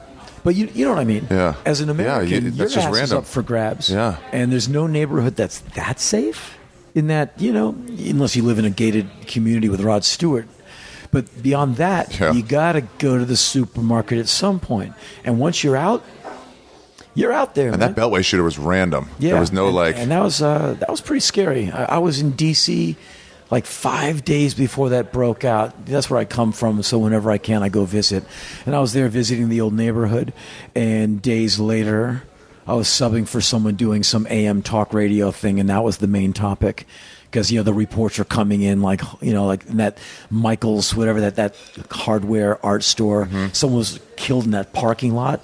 Like, because they had a high spot. They were trying to tie it together. Like, how are these linked? And so it was like, nah, just a guy driving around. It was awful watching that one sheriff guy who was kind of in charge of, because he was just like sweating bullets trying to figure out the MO of those two guys. But anyway, travel to me, it's necessary for me. It informs a good part of what I talk about on stage. Yeah. It informs what goes into my camera. It informs all the travel books that I write. So I own a publishing company, so I sleep with the owner every night, so I can publish anything I want. And I publish travel books, and I publish my travels with photos, and the photos are everything from record stores in Moscow to the pyramids, whatever. I remember listening to you once, I think on KCRW, I guess it was, but you were just like, hey, here's a record I found randomly, and I don't even know where, and it's a cool song, I want to play it for you. Yeah, I and buy it's like, records. you're never going to find that anywhere else. Right. And me and my road manager, Ward, he and I have been traveling the world together, I don't know, like 12 years now. Thankfully, we're both record maniacs, and so Ward is always on it. He's got that record store finder app, and so we get to any town. Like, all right, mate, you go to the gym. I'm going to find this record store. He's a big Australian guy, and I always go hit the gym. And I come back. He's like, all right, I've been to 2. They're great. We got a runner. We're going, and we just hit the record store, and then we go to sound check. And so we're in record stores almost every day on tour, from 0 to 2 stores a day. Yeah. Just trying to find gems. All the time. And we were just in Dusseldorf, and we had one of the most amazing record store days in years. Why? Dusseldorf is where Kraftwerk is from. Oh, yeah. It's where some of the first, what they call krautrock, I despise that. I call it cosmic music. Some of the first cosmic music records or shows were done. And so we're at Slowboy Records, and Slowboy's 2 guys, Gunter and Andreas. They're a vendor on Discogs, and I buy stuff from them all the time because they deal in really weird, eclectic, avant stuff, which I listen to a lot of. And so Ward said, Slowboy. I go, yeah, the Discogs. He goes, no, it's also a store. I've called them. They're closed because they're moving, but they're going to open the store for us. And we had a day off to drive to Holland. So he goes, we're going over there at noon. And I meet these guys I've been ordering stuff from. Couldn't have been nicer. And we're finding killer records. We're just pulling. It's going to be a great day. And Ward goes, come over and look at this. And they have a row of framed posters. And there is a promo poster for the first Noi album from like 1971. Okay. I'm like, I don't know them. So I'm a poster fanatic. There's a poster for a Cluster Kraftwerk gig from like 1971 or 2 or whatever. And then there's a promo poster for the first Cluster album. And then there's a gig poster for, the Cosmic Music Explosion, Tangerine Dream, Conrad Schnitzler, like these godfathers of cosmic music. And these are original. I said, are those real? Because something that old you just don't see anywhere. I said, are those real? And the guy said, yeah. I said, how did you get those? Because those are hen's teeth. Those are so rare. He said, well, we got the Noi poster from Klaus Dinger from Noi. He lives in town. He found them in one of his storage spaces. The Cluster poster was found at the home of Conrad Schnitzler, the guy from the band, under his couch. His wife found a pile of them. Left it there? A pile of them. And we convinced her to sell them to us. And we got these other, I forget how we got the other 2 posters, maybe from Klaus Dinger. And I said, okay, here's a stupid question. do you have any for sale? And he went, oh, I said, oh, I'd like to talk to you about that. And they started pulling open poster drawers, and they had several of the cluster poster, one of the Kraftwerk cluster, multiples of the other two. And I just picked out the best looking versions and some other seriously rare 30-plus-year-old punk rock gig posters. And they gave me a very good deal. We rolled them up in two big-ass poster tubes. Road manager Ward, he split the other day out of Germany, so he took them over to my office. I'll be back in L.A. on Monday. I'm going right to the This framers. is this trip? Yeah. You just found them? Yeah, this is like, 8 days ago? Oh. And we walked out of there because he bought one of the cluster promo posters, these are insanely rare, hand-screened, on paper. You blow through it a hole, you punch through it. It's so old. It's like 1971. Sitting under a couch. Wow. The provenance is so cool. Earlier this year in January, we have the afternoon before the show in Moscow. And so we have an on-the-ground guide who knows we want record stores. He goes, I got the record store of all record stores.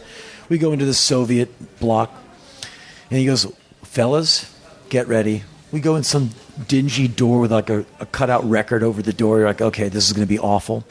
Walk down some stairs and go into basically a place that looks like the Library of Congress, and it is full of records. And we're like, oh no. we only have 3 hours before sound check. 148,000 records this guy has. And we're like, okay. And it was so big, I just went to sections where I could find, okay, look, they have a Joy Division section. Every bootleg I had, and like 10 I didn't. So I said, okay, getting these. Road manager Ward is into extraordinarily rare prog and avant stuff that I can't even pronounce. Yeah. I hear him 4 aisles over going like, no way. I run over there and he's holding this record. He says, I've been looking for this for like 15 years. I have a MP3 of the album. I never thought I'd be looking at this. It was sitting on top of a stack of records. Luckily for the owner of the record store, he knows what he has, and it wasn't a cheap record. But Ward bought it. I said, Ward, you're never going to see it again. Just buy it. How much are records like that? How many? How much are they? That was $300. Okay. Which is cheap because he could put it on eBay right now, and another fan of that record would just buy it for $5.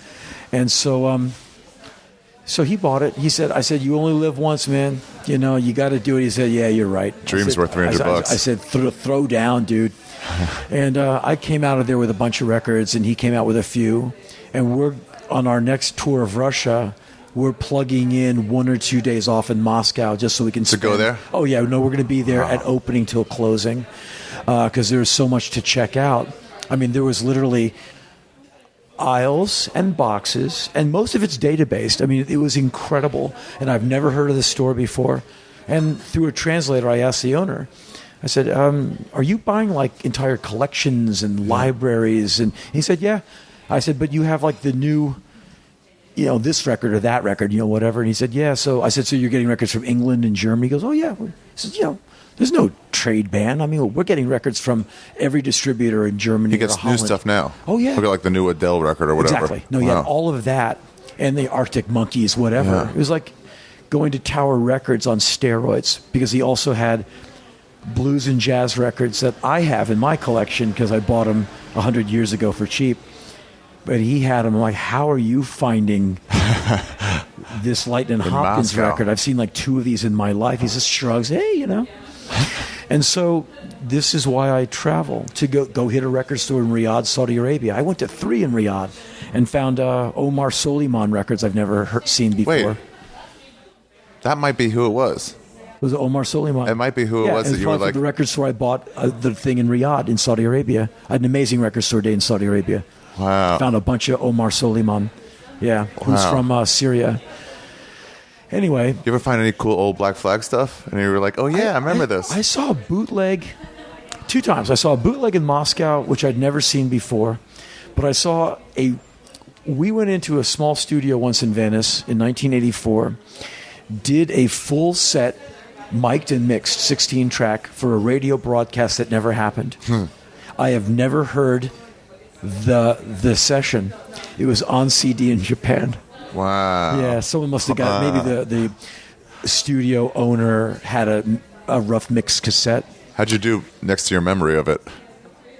Oh, I've never played it. Oh, you didn't? Okay. But I bought it. I went, so of course, there's a record store neighborhood in Tokyo called Shinjuku, and like every third store is a record store. And whenever I'm there, day off, all day in Shinjuku, and you come out with an extra suitcase worth of bootlegs, like the entire 1974 King Crimson tour. Every damn show's in a store. So you just pick out like, oh yeah, Bremen, Berlin, Paris. There's stores that are just dedicated to like only Dylan. One store is nothing but Zeppelin and like Guns N' Roses, and they're just like super highly specialized, all mod stuff. Tons like all metal stores, or like all punk rock. It's one of the many reasons I travel. I travel to understand what globalization is doing to the world, what global climate change is doing to the world, what the World Bank and the International Monetary Fund is doing to the world, what American trade policy is doing to the world. What have you seen? Well, here's what I noticed. When somebody asked me once, it was like, what do they think of in these small places in Asia or wherever? What do they think of America? And my answer is usually they don't. They don't think about us one way or the other. Well, the opinions I've always gotten is, we love you. We love Obama. Yeah, people Schwarzenegger. They love Obama, or they love them some Schwarzenegger. But it's not what people have said to me. It's what I've seen, like in Phnom Penh. Okay. To see the Gap factory. And one time I was in Phnom Penh, and there's two Western women in the lobby of the hotel. They recognized me, and they said, "Hey, Henry Rollins, what are you doing here?" I said, I'm going to Tuol Sleng and Cheng Ek, the killing fields, to go check all that out, which I did, which was really see heavy. it for yourself. Oh, yeah. Man, there's bones and clothes coming out of the ground. Damn. Yeah, it's really sad. I spent all day just, picking up teeth and buttons and just, tripping on all that. And I said, I'm just here, with my camera, just checking things out. What are you all doing here? And they said, we work for Levi Strauss. And I said, let me remember, the most American garment no longer has, it pulled up all of its, and I used to have it all memorized. You pull up your factories here, here, and here, and the most American garment is no longer made in America, right? They said, well, our super upper end jeans are, but yes, everything else went to other countries. You are correct. And a bunch of Americans lost jobs. And I used to talk about it on stage. So I said, so I guess the Levi's plant landed here? And they said, yes. I said, yeah. Well, a lot of clothes get made in Southeast Asia. You know that. Like Fruit of the Loom and whatever. That's where a lot of things in the world get made is these other countries. That's why you can buy them for like $1.50 at Walmart, because someone's getting $1.50 a year to work there, right? And so I said, so, okay, what are you doing here in Phnom Penh? They go, we inspect every fiscal quarter. We are here to go to the Levi Strauss plant because the company heads do not want anyone treated badly. So we make sure there's ventilation, bathroom breaks, that no one's working pregnant, that no one's in pain. And our company's really all about that. Look, yeah, of course, we're trying to please the stockholders, whatever. But we're not interested in a sweatshop. Right. So we are here every 3 months on everyone's case to make sure everyone is going by the book. I said, okay, I'll give you a pass on that. But that's the effects of globalization. You'll go to some small village in like Sri Lanka or parts of India, and you'll see some kid. I saw some kid with a Shepard Fairey T-shirt on, with the artwork that Shepard did for the Led Zeppelin Best of record, Celebration with the Big Zeppelin. Okay. And I saw this little kid. I'm like, hey man, all right, Led Zeppelin. And he kind of looked up, and he doesn't know what I'm talking about. And it's a cool shirt. Great shirt, but it was just in a pallet of shirts that got sent by some NGO to that part of the world. And the kid, it fit him, and they put it on. And on that same trip, I was somewhere and saw a kid with a Slayer shirt on. Teenage kid. I'm like, all right, a Slayer shirt in a dusty village. I went, Slayer, all right. And the guy went, oh, this? What's Slayer? I go, it's the band. Oh, okay. He's just like sleeves. That's all right. It's just a shirt to put on. And one time I was in Haiti, and I volunteered to deliver some crock shoes to some orphans up in the mountains. And so I got out of Port-au-Prince, and we went there with a bunch of these Croc shoes to a village of orphans. And the kids put the Croc shoes on, but as soon as the shoes come out of the boxes, they all gather together for the photo. Because every time they get something, they know they have to gather together so the NGO rep can take the photo to put in the brochure so the NGO can get more money. Meanwhile, many of the NGO representatives are at the hotel I was in Port-au-Prince, white wine lunches. And whenever I'd be in the hotel lobby, they're always in the restaurant or the bar. And I asked the guy who was showing me around town, Jimmy, I rented a car, a car and a driver so I can get into neighborhoods and get out with a local. So I said, Jimmy, this morning I saw those people eating Eggs Benedict. We're back for lunch. I always buy Jimmy lunch because by noon, Port-au-Prince is like sweltering, hot summer hell. And so I said, let's go get some chow, man, my treat. And those same people are drinking white wine and having a big lunch. And then they're roaring with laughter, drunk at the bar that night. So I said, I never see them outside. Isn't that like World Vision and all those NGOs? He said, yeah, here's the deal. And I found this out. I went to all these tent cities and had Jimmy translate for me. And I said, so who are the good guys? And everyone said, Doctors Without Borders, World Food Program. I said, who are the bad guys? And everyone said World Vision. Every village, every tent city hated World Vision. And I'm not here to put them down. I have no idea what they get up to. And I said, so why? Yeah. And they said they come to our tent city. They make they bring us 50,000 gallons of water in some bladder, which is now dilapidated and flat.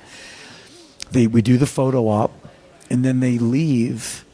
But they come into our country with X amount of money. They spend 10% of X, and they get their salaries, and they eat. And then they leave with a ton of the money. And these people are salaried. And then they just put photos into the brochure of us with the water, and they get more money. But when they come here, most of the money leaves. It comes in with them, but it goes back. They give us a little bit, but they're making money. It's a scam. Just a photo op. Just a photo op. By the way, they did that with the Red Cross in the camps in Germany, where they painted them all white and said, look, it's not that bad. Got the pictures, then got out of there and went back to... And there you go. And so I've been in countries where in the morning I'm in the breakfast room with NGOs talking shop around me. Like, where have you been? Oh, I've just been in Romania for 2 months. Oh, what a crap rotation. I was there last year. Real shit show. And these guys are just tough talking. That was in Burma. I was in Rangoon. And I was on my way up to Mandalay. And you just hear them talking shop. Like, oh, what's the better gig? Oh, you got to go and get, And they're just kind of third world hacks. They do third world porn, poverty porn. And they're drawing a salary. And what people said to me in every tent city in Port-au-Prince was, it's not what you think it is. I mean, we're screwed. We're in need. And they give us some aid. Because I would go there every day with Jimmy and say, okay, is there something I can do for you? I got a little bit of money. I got a car. I can't bring you 150,000 gallons of water. And usually they would say, we want soap and soccer balls. Soap so we can do the washing, and soccer balls for the kids. So me and Jimmy would go to stores and clean them out with 4-cent bars of soap and buy every soccer ball they had. And you give it to the one leader. There's always the leader of the pack, the one main alpha. And you give them to him. He lines everyone up and he hands everything out. And he tells you to get out. Or you make a cash contribution. He goes, okay, you've made merit. And he kind of goes, these two are cool. And then you get to take photos of anything you want because you've paid off. You've gotten in. Yeah, well, you've made merit, right, as the Buddhists say. Made merit, I like that term. Yeah, that's a Buddhist term I heard one point in Burma, actually, making merit, like paying your dues. And so when you see what is said on all of those, this is Pepe. Pepe's lonely and he's hungry. That guy who's always on at 4 a.m. You can help Pepe and his wonderful sister, Claudia, and they bring in the crying girl. By giving this money now, this child needs you, and the kid starts crying. And the sepia tones. Yeah, and the kids are adorable, and it's awful, and you feel bad because you're a nice person and they're hungry. What I've learned is you can't be completely sure where all that money goes. And that's what travel has informed me, that the world is an extraordinarily brutal place. Yet humans, with people with nothing, and you see that a lot in Africa, people with like, a T-shirt and a stick. I mean, they're so, it's tough. Yeah. Or like in South Sudan, they've had a war with the North for how many years? And I was in one village where there's these lumps in the cornfield, and they're growing corn on the corpses of dead Northern soldiers. Jesus. And I was with an ex-soldier from the South Sudanese Liberation Army, and he looked down at the dirt and he pulled a dead soldier's T-shirt out of the dirt and shook it in front of my face and threw it down in disgust and walked away from me, because he had actually been fighting there like in 1996 or 99. That's why he took me there. To show you the field. He said, my best friend died underneath that tree. He said, I was standing here shooting this way, throwing my ammo canisters behind me. And I said, would those be your ammo canisters right there? And he goes, yep, those are them. They're still there. Wow. And then the local farmers, he was Dinka, they were Dinka. And they came up and said, we want to show your Western friend our corn. They're very proud of it. So I said, absolutely. Yes, sir. We checked out the corn. And I said, let me take a big guess about what these lumps are where the corn's growing big. I said, graveyard? And he said, yeah. And that's when the soldier, whose name I'm not allowed to give out, we'll call him George. That's when George found something in the dirt and pulled out the T-shirt and stuck it in my face and said, the North, and threw it down and walked away. He still has hatred for them. Well, they were trying to Yeah, for sure. kill him and his family, and his stories will peel the paint off your car. At one point, him and his fellow child soldiers were so hungry they were eating the not-so-awful parts of a dead hippo, just scooping out the parts that weren't, too maggot-filled and eating it. Damn. Because they had to put something in their stomach. Damn. Yeah. There was still a war going on when you were there? No, but you walk through it. They were right about to have their remnants. elections, so I took photos of that. But you look down on the ground, and there's like shell casings everywhere. There's like expended bullets, or bullets. Real bullets that just went through something and are on the ground. I came back with a fistful of them. When you go on these trips, how do you stay away from? Well, you're not much of a boozer, are you? Not at all. Okay. How do you stay away from booze culture and still see the things you want to see? Is it just go to bed at night, or is it like? Oh no! At my normal, say I'm in Hanoi. Okay. I'm out all day, walking the streets, digging, meeting people, any museum, anything I can learn about the war, whatever. Hanoi is fascinating because it's the Christmas bombings where Nixon and Kissinger bombed Vietnam to the negotiation table, and it's a very interesting city to learn some Vietnam War history, or the American War as they call it there.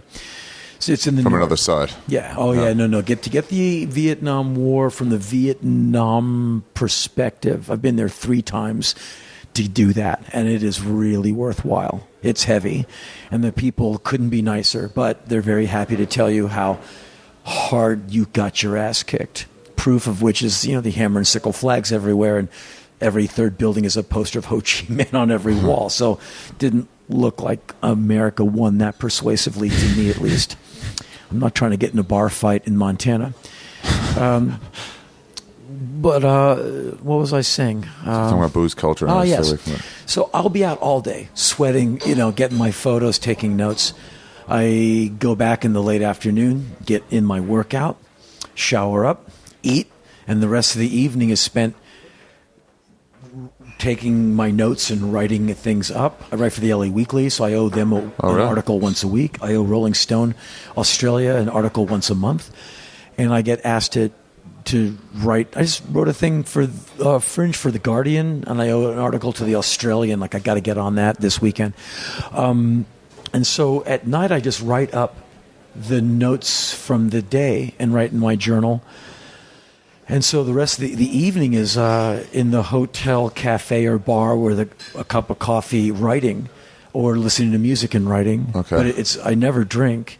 Some nights in Southeast Asia, I like going out at night just because it's cool, temperature-wise. Being a T-shirt and still sweating. Yeah, but there's a whole nightlife, and nighttime in some African cities is cool, like Morocco, like Casablanca at night is really cool, where I wouldn't go out in like Nairobi at night. Yeah. Because you might be rolling the dice. Nighttime in Cairo is intense. And so what do you do? Did you wander the streets? Yeah. Okay. Because no businesses are open other than Bars, houses of some convenience sort of, stores, right. gas stations. And, some restaurants. If you're in a hotel neighborhood, T-shirt vendors, for Westerners. Like in Cairo, it's all about the pyramids and a hotel and an airport. It's like Vegas. There's you can see the pyramids from almost any hotel because it's all about getting you there, getting you to the Giza pyramids, and getting you to the gift shop. It is what it is. The rest of it's just sand in the Nile, which is that part of Egypt is super wide. It's amazing. So I will go out at night and walk around for a while and find a cool place to sit by a bottle of tea. Like in Thailand, I'm always outside at night, just walking around. Or anywhere in Southeast Asia, I'm always outside for like an hour at night. And then I go back, do my notes. And so my trips are a lot of photography, a lot of notes and writing, and museums and galleries and trying to get information. I'll rent a guide for 2 days and go, okay, every museum, and give me all the intel I should know. Yeah. And what I'm usually able to do is in an interesting country like in Ulaanbaatar in Mongolia. I rented a woman. I had a tour guide for 2 days, and two noon to 5 experiences. And by day 2, I had broken her. I break them all. What do you mean? To trust you? I just need the interesting information. I go, okay, your government has some very interesting things said about it on the internet. I want to know more. Well, sir, I'm really not. I can't. It's not. I go, I know, but it's Henry, and you know me. I've made you laugh. And so I want some deeper information. And in Mongolia, this one woman hooked me up with a guy from a group who's trying to push the government over. And he said, she said, I told this guy about you yesterday. She said, I've never met anyone like you. They broke the mold on you, Henry. And you got questions, he has answers. So we're going to go out way out of town to like a spy outlaw bar where like ne'er-do-wells go. He doesn't speak English. I'm going to translate. And you're free to take notes, but you can't take photos. I said, okay. And I sat with this guy for 3.5 hours. Pen and paper? Yeah. And I took notes on their covert operation, the stuff they've been doing, pushing this over, pushing that over, because their country's being sold out for mineral rights. And I learned some amazing stuff. What are they trying to do? How does their plan? The How do you country overthrow is selling off their like copper, lead, titanium, all these mineral rights for a song. And this group is trying to unseat that government and bring it back to the people. And they are a radical group. They're not killing, but they are lighting stuff on fire. And I said, okay, no photos and no names. And we just shook. And by like day 3 in Lhasa, Tibet, I'd broken my guide. And I said, she goes, she said, my grandmother says that you would make a very good Buddhist. She wants to meet you and make you food and give you many blessings.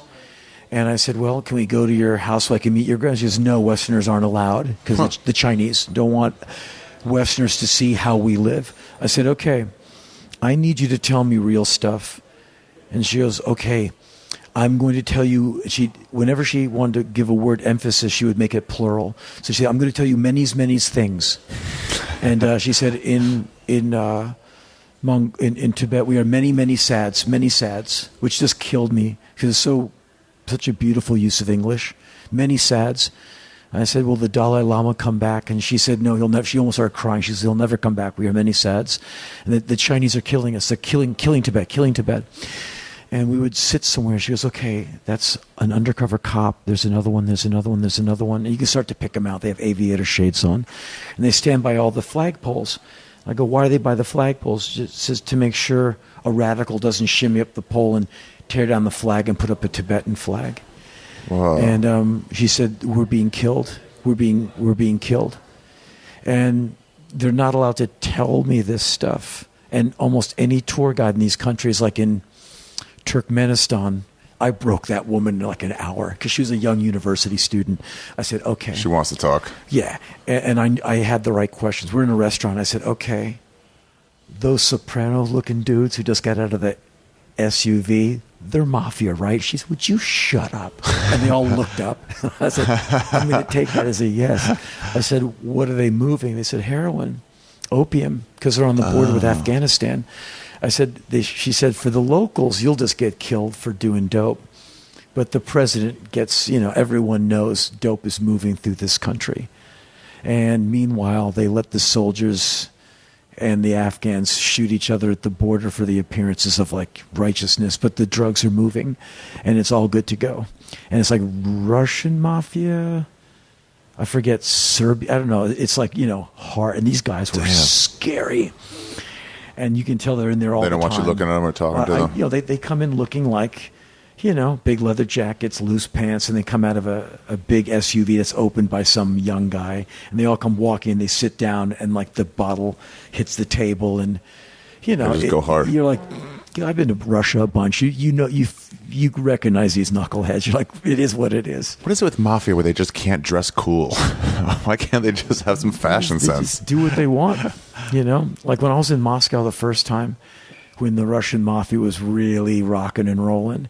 It was a mafia hotel we were in, a mafia gig we did, and they park their new Range Rovers on the sidewalk. They leave the sticker in the window so you know it's new, and they just park on the sidewalk because it's their town. Yeah. Cops are bought off, military's bought off. Damn. Yeah, it was radical. I've been there a bunch of times now, but the first time was the most interesting because the mafia were just like in like full swing. Then eventually they started just shooting each other up, and the smart ones went corporate. They bought airports and hotels, MTV, whatever. The dumb ones that stayed on the street and just kept shooting each other. Advancing. Well, the Wild West guys just all knocked each other out. The smart ones went into the infrastructure. Yeah, that's why you get past the laws. Like Michael Corleone, he went corporate, and the smart ones went corporate, and they're probably owning hotel chains in Russia now. They're uber wealthy, but they went straight. Yeah, that's what happened to Vegas, right? When Vegas was like this outlaw place, and they're like, let's just actually make money off tourists. Yeah, and with a guy like Putin in office, and you're mafia, and you're acting out, you will get killed. Right. And they all knew it. When I think when he came to town, they all went, okay, fun under Yeltsin, but under Putin, we're all going to die. Damn. And he'll gleefully kill us all. And he will. He's the worst. I had a woman in Kazakhstan a couple of years ago defend Vladimir Putin to me. Yeah? And I just took it. I was like, oh, wow, okay. Under what? She said he's better than Yeltsin because Yeltsin was just a drunk, and Russians love him. I'm like, okay. I go, what about the girls in Pussy Riot? She said, they got what they deserved. Wow. I went, okay. I still have to get out of the country, so you learn when to go smooth. Like when you're in North Korea and you're taking the tour, and they tell you how Kim Il-sung invented electricity and the solar system. You're like, Invented the solar system. Yeah, you're just like, invented solar system. Yeah, he invented water. Thanks for letting me know these amazing fun facts. And you just take it because you got to get back. What are you going to do? Argue and get in trouble? You got to get back to Beijing. That's objective one. Is you got to get out. So don't argue. Do you talk to expats in these places? The people who have lived there for a few years? I've talked to expats in the UAE, like in Dubai, in Middle East. I've talked to some oil executive types who work for Saudi Aramco, and that's because a diplomat buddy of mine got me to Riyadh, because I met him in Cairo years ago, and I always kept in touch with him. And him and his wife, they are foreign service, and they rotate every 2 years to a different insane location. And they wrote me from Riyadh and said, hey, you want to visit us in Riyadh? We'll get you a family visa. I'm like, hell yeah, because it's really hard to get there as a citizen. Like, you'd have a insanely hard time getting there. In fact, I don't think you could do it. You need to be like oil person or diplomat or friend or relative of, and that's how I got in. In fact, the guy who got me my visa, he said, we've never seen one of these in this building. It's like second from the top. Who do you know? I said, well, a friend of mine. He says, like, is a diplomat. He goes, that's how you get this. Wow. He said, we knew you must have been somebody because we've never issued one of these. We've seen them, but we've never issued one. This was in L.A. Oh. Yeah. Do you, when you're in these places, do you ever have flings? No. Never? No. Never like week-long romances or anything? No. I've been hit on. I got hit on by, where was I? I was in India, and a girl from somewhere met me in the breakfast room and just basically said, look, here's what we can do. And I said, no, that's cool. Because, she was pretty, but it just didn't seem like the right thing to do. But because you don't know what comes with it. Who knows? And with social networking being what it is, I get a lot of offers for fun. Yeah. But I'm 55 and a half. It would be a little silly, but that doesn't stop men and women. You look great for 55. From thank you. But that doesn't stop men and women from saying, hey, age appropriate, age inappropriate. I get all kinds of offers. Yeah. And that's been that way since I was 20. Rock and roll, whatever. But it still comes my way. Yeah. But there's a lot of reasons to say no to that, lest you end up the topic of somebody's blog or... it's a new world. It's kind of lame. It's a new world. And you don't know what's being recorded. You don't know how you're being set up. And this is not conduct I would be indulging in 2016 anyway. Mm-hmm. But in LA all the time, I'm eating with my manager, and because we work in the same office. She's been working with me for 20 years. And we'll be somewhere eating lunch and having, doing business stuff. And she'll go, okay, we can't do any more business. I said, why? She said, one table behind us, the guy's recording us. Oh. And you look over and there's a guy holding his phone. It happens all the time, or someone is listening or someone is taking photos. And that's the world where you're... Especially if you're a celebrity. Yeah. And with romance, there is no way you're meeting a nice gal in Buffalo and having a night of fun and frolic. There's no way she's keeping that to herself, because she, I don't know how cool she is or not cool, but she's going to tell a friend, and her friend's immediately going to post it. And there might be even a in photo. Kazakhstan, huh? Even in a place like Kazakhstan or somewhere like that, where you meet someone where you're not really a celebrity. Who knows? Yeah. But for me, none of that is worth the risk of myriad potential downsides. I've been extraordinarily lucky in my life. I've been to the deli tray many, many times. I have no questions on what can be done. Yeah. And it's all been really wonderful. But when I'm traveling, my priorities are all about getting information, getting great photos. Yeah. Like in Antarctica, you're on a boat full of scientists. Or when I was in Ecuador last year, I'm on a boat full of scientists, botanists, naturalists, learning about codependent ecosystems, biodiversity. I was in rainforest. I was on the Napo River. I'm taking notes. I'm working. I'm at these lectures, like on the boat on the way to the Antarctic Peninsula, learning about sea ice, katabatic winds. I'm getting information. I'm working, because it's all going to turn into articles. My next book, my next photo book. Meeting people is so low on meeting someone to frolic with is so low on my level of interest. Do you make? Oh, on the other hand, then, do you make friends while you're gone, where you can stay in touch with them? Or still not even that? Really. I'm always polite to everyone, and for sure, you're in an super enclosed polite. environment like a ship, it's like prison. Or imagine an airplane flight that lasts 8 days. You have to be cool, because your first impression, you never, if you're short with someone like you never get that. You never undo that. That's a Gordian knot of what is perceived as disrespect. You'll never untangle it. Right. And so, on a ship, you sit at some table. So, Henry, what do you do? And someone will go, you don't know him? Sons of Anarchy? Or they'll say something. And you're like, and they'll go like, oh my God, I have seen you. And you go, yeah.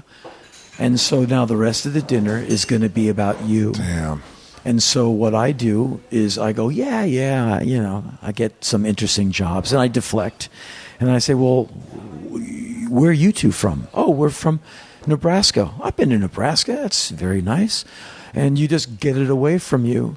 Otherwise, someone walks away going, God, all he did was talk about himself. No, all you do is ask me about me and what it's like to hang out with Will Smith on Bad Boys 2 or whatever. And I get asked all that. And so I am very much bouncing it away from me and not making the trip about me. But I get, every day you'll sit down at some table in the lunchroom and someone will go, so I saw you once in 1985. And you're like, okay. And all of that happens to me. And then the whole staff comes up and goes like, we knew you were coming on the boat. We're all fans. And, professionally, we're not allowed to acknowledge that. But, like, can we do photos later? I'm like, yeah, whatever you guys want, man. It's cool. Yeah. And they're like, we're not supposed. I go, no, I get it. I get it. It's cool. And Sort of eventually, dehumanizing. it just happens. And so in those enclosed environments, that's almost a guarantee. And those who don't know who you are, by Saturday they do. Really? Yeah, and they'll say, like, so someone yesterday told me that you've been in some films. What might I seen you in? You're like, okay. And you give them the most abbreviated Give version. all your credits until they're like, yes, that's it. Well, You're like, you "Damn just, it." because I'm not interested in making anything about me No, for sure. in those situations. You have to see these people every day. So just be as insanely cool as possible. And I've been on boats for like long periods, the Nile or whatever. And there's a real ethic to it. Just be real. Like, you never go into politics. And these boats I was on, they're talking about the election the Americans were. And the Brits always like to chime in, of course. Everyone has an opinion about American politics because it's Duck Dynasty. It's bad reality TV, right? And they go, so, Henry? I'm like, I just want everyone who can vote to vote. Who they vote for is That's smart. really not my business. That's smart. Because it's just not, it's that submarine thing. One of the things you Never don't talk discuss. about politics with anybody. Yeah, It's especially pointless. in these quarantined and enclosed, you're in a capsule for a week and a half. That's what I hate you. Just be neutral, be Switzerland, as Bill Maher once said. I used to, when people ask me what I did, I used to tell them I was an independent contractor. So it wasn't You're a not full lying. lie. Yeah. You're not lying. And that way, I want to get into it. When we get into these countries that, you and I go to, any tourist, any traveler, you have to put down occupation. Mm-hmm. And years ago when I was doing music all the time, I would just write down music, not even musician, I started music. Now I no longer do music. And so I always hesitate. I go, what should I put down? Writer? Well, I do write, but I wouldn't call myself a writer. And sometimes I'll just write down radio, because I do have a radio show, or I'll just put down actor. But that adds at the customer, you're an actor? What have I seen you in? You're like, okay, never again. So I just write down radio. So I can say KCRW, National Public Radio. They go to sleep. I got boring. They can't even stamp your passport. They're so busy falling asleep in front of you. You say National Public Radio, they're like, all right, enough. And they let you in. But it's true. I have a show on NPR. I love when you turn on NPR and it's just like that local, whatever they're called, where they talk about like paving a street, like the city council meetings. You're We're just going like, to I love talk to listening a to that. bookbinder today for 7 hours, and we're going to teach you how to bind a book on your own. Like, yay! It must be NPR. Yeah, and so I'm 55 and a half. As the years go on and my body hurts more and more, travel becomes more and more important to me because I have more years behind me than ahead of me. And I seek to live in a more legendary fashion. I work at it. And this sounds like, chutzpah, but it's true. I make a very conscious effort to live a fascinating life. I work at it. We're like, okay, 6 weeks off. I don't want to sit at home. The only thing I miss about Los Angeles is my records, where I can put on a record and listen to it. I miss that. And I'll be back for 48 hours soon, and I know the exact records, all these new records that have just come out since I've been gone. I know exactly what I'm going to listen to. I got like at least 5 hours on Monday to do some good listening, and already got it lined up. Otherwise, I'm going to be gone from my turntable till December when I start a long run at Largo. And so, What do you listen to? what am I going to listen to? The new Dinosaur Jr., the new OC's record. He's still making music? Dinosaur Jay Jr., Mascis? better than ever. The Really? new album is called Give a Glimpse of What You're Not, and it is so good. I've had an advanced copy for a while, but not the vinyl, and it is so good. Love those guys. Saw them 7 times last year. Anyway, Really? if say I have like 6 weeks off next year, like whatever, pick a month, any month. Yeah. I will take that 6 weeks and go, what is the most interesting, mind-blowing thing I can put myself through in that time? Oh, look, there's scuba diving off this south coast of China. Book it, because I'm certified for 180 feet and nitrous in my cylinder. So I said, that would be a potential trip I'd make next year. Or a buddy of mine, he's a dive instructor. He takes groups all over the world. I'd call Ron and go, Ron, June 1st through the end of the month, are you guys going anywhere cool? We're going to the Galapagos. I'm in. And if he says no, nothing, then you're like, next thing off the list? I said, man, then when do you do have something interesting? Well, in November, we're going to go to, okay, man, I'll be back in touch with you. All right. And then I'll call Gina, or Rita, the travel agent. Okay, June, July. She goes, okay. I go, New Guinea? She goes, nope, rainy season. I go, okay. I go, what do you suggest? She goes, okay, well, you've been to Kuala Lumpur? I go, no. She goes, all right. This Malaysia, if you've never spent much time in Malaysia, it's a cool part of the year. Or I let her make a suggestion. But usually I have my own. I go, and like 2 years ago, I had November and part of December off. And I said, Central Asia, because I've been promising myself Central Asia for a while. I'm fascinated by that part of the world. And so I did a month in Central Asia, and I'd Rita book it. She goes, all right, here's all your stats. Get a good, have a safe trip. Do you get tips from people, like either on Twitter or just in life, like, oh, I went to this tomato festival. Oh, you should have met the people on the boat in Antarctica. Every day you have lectures and meetings, and they go, okay, everyone, we made landfall today. Everyone put their foot on and the continent. Damn. So hands up for everyone who's been to all 7 continents. Out of like 60 people or whatever it was, maybe 2 hands didn't go up. And you have dinner with some old South African guy who now lives in Brazil, and his stories of travel peel the paint off yours. Like, he took my travel stories and put them into a ball of paper as big as a gum wrapper and flicked it across the room. I said, so, the Middle East. He goes, oh, my friend, in 1975, I rented a motorcycle, and we went from, from Kabul to, and you're like, you are killing me. and these guys have travel stories. Like, we were in Mongolia for 2 months, and we were choppered into this, we're the sheep herders, and we hiked the steppes for 6 weeks, followed the sheep, and we lived in these yurts, and you're like, I want to do that. Yeah. And you'll just find you get great ideas because you're traveling with master travelers, like husbands and wives. They save their money in every other year, and they've been married for like 40 years, like some nice couple from New Hampshire. And you meet them, and they go, well, we could go out every year, and we're going back for our 6th trip to China, and we go into the lands, like, 500 miles out of Beijing, and we know this guy, and we'll send you his address. He'll hook you up, and he'll show you things you'll never see. And you're like, and I do write these people, and I do keep in touch with them. I'm like, I want that hookup. Because they can give you life. Yeah, and like we went to 5 trips. We finally found the right guy. He's amazing, and he'll take you.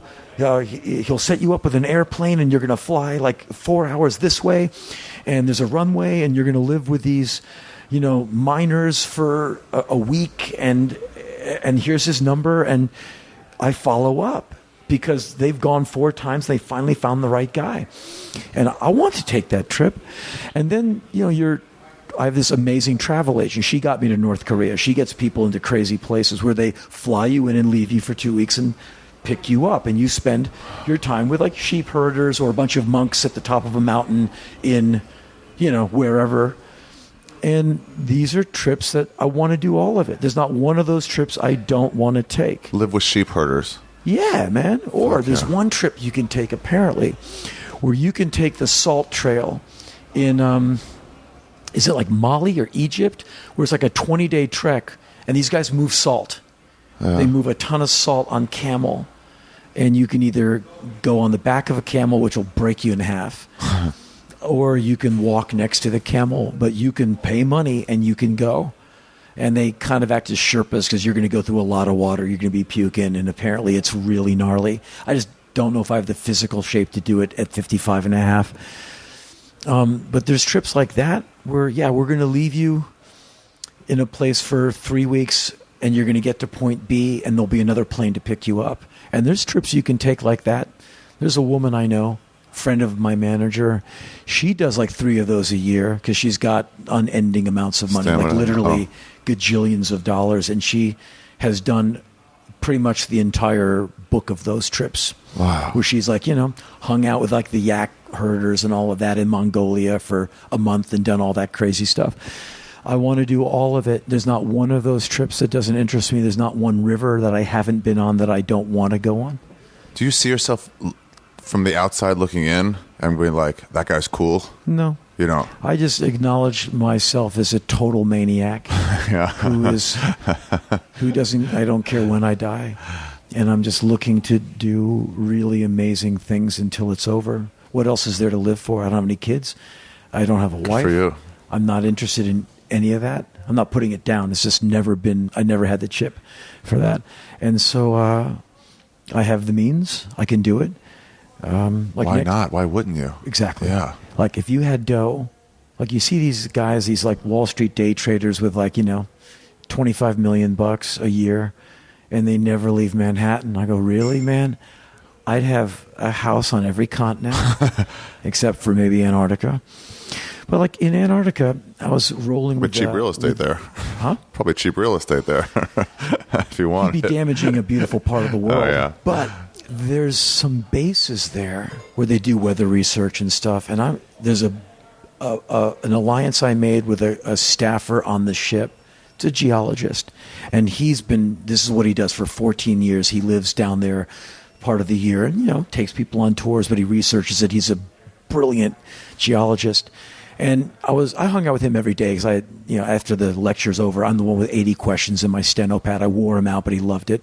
And we still email each other, and he sends me all kinds of interesting articles because I'm genuinely interested. I want to talk to him at some point and go, look, can you hook me up so I can spend 6 weeks at the McMurdo base, in Antarctica? I will pay.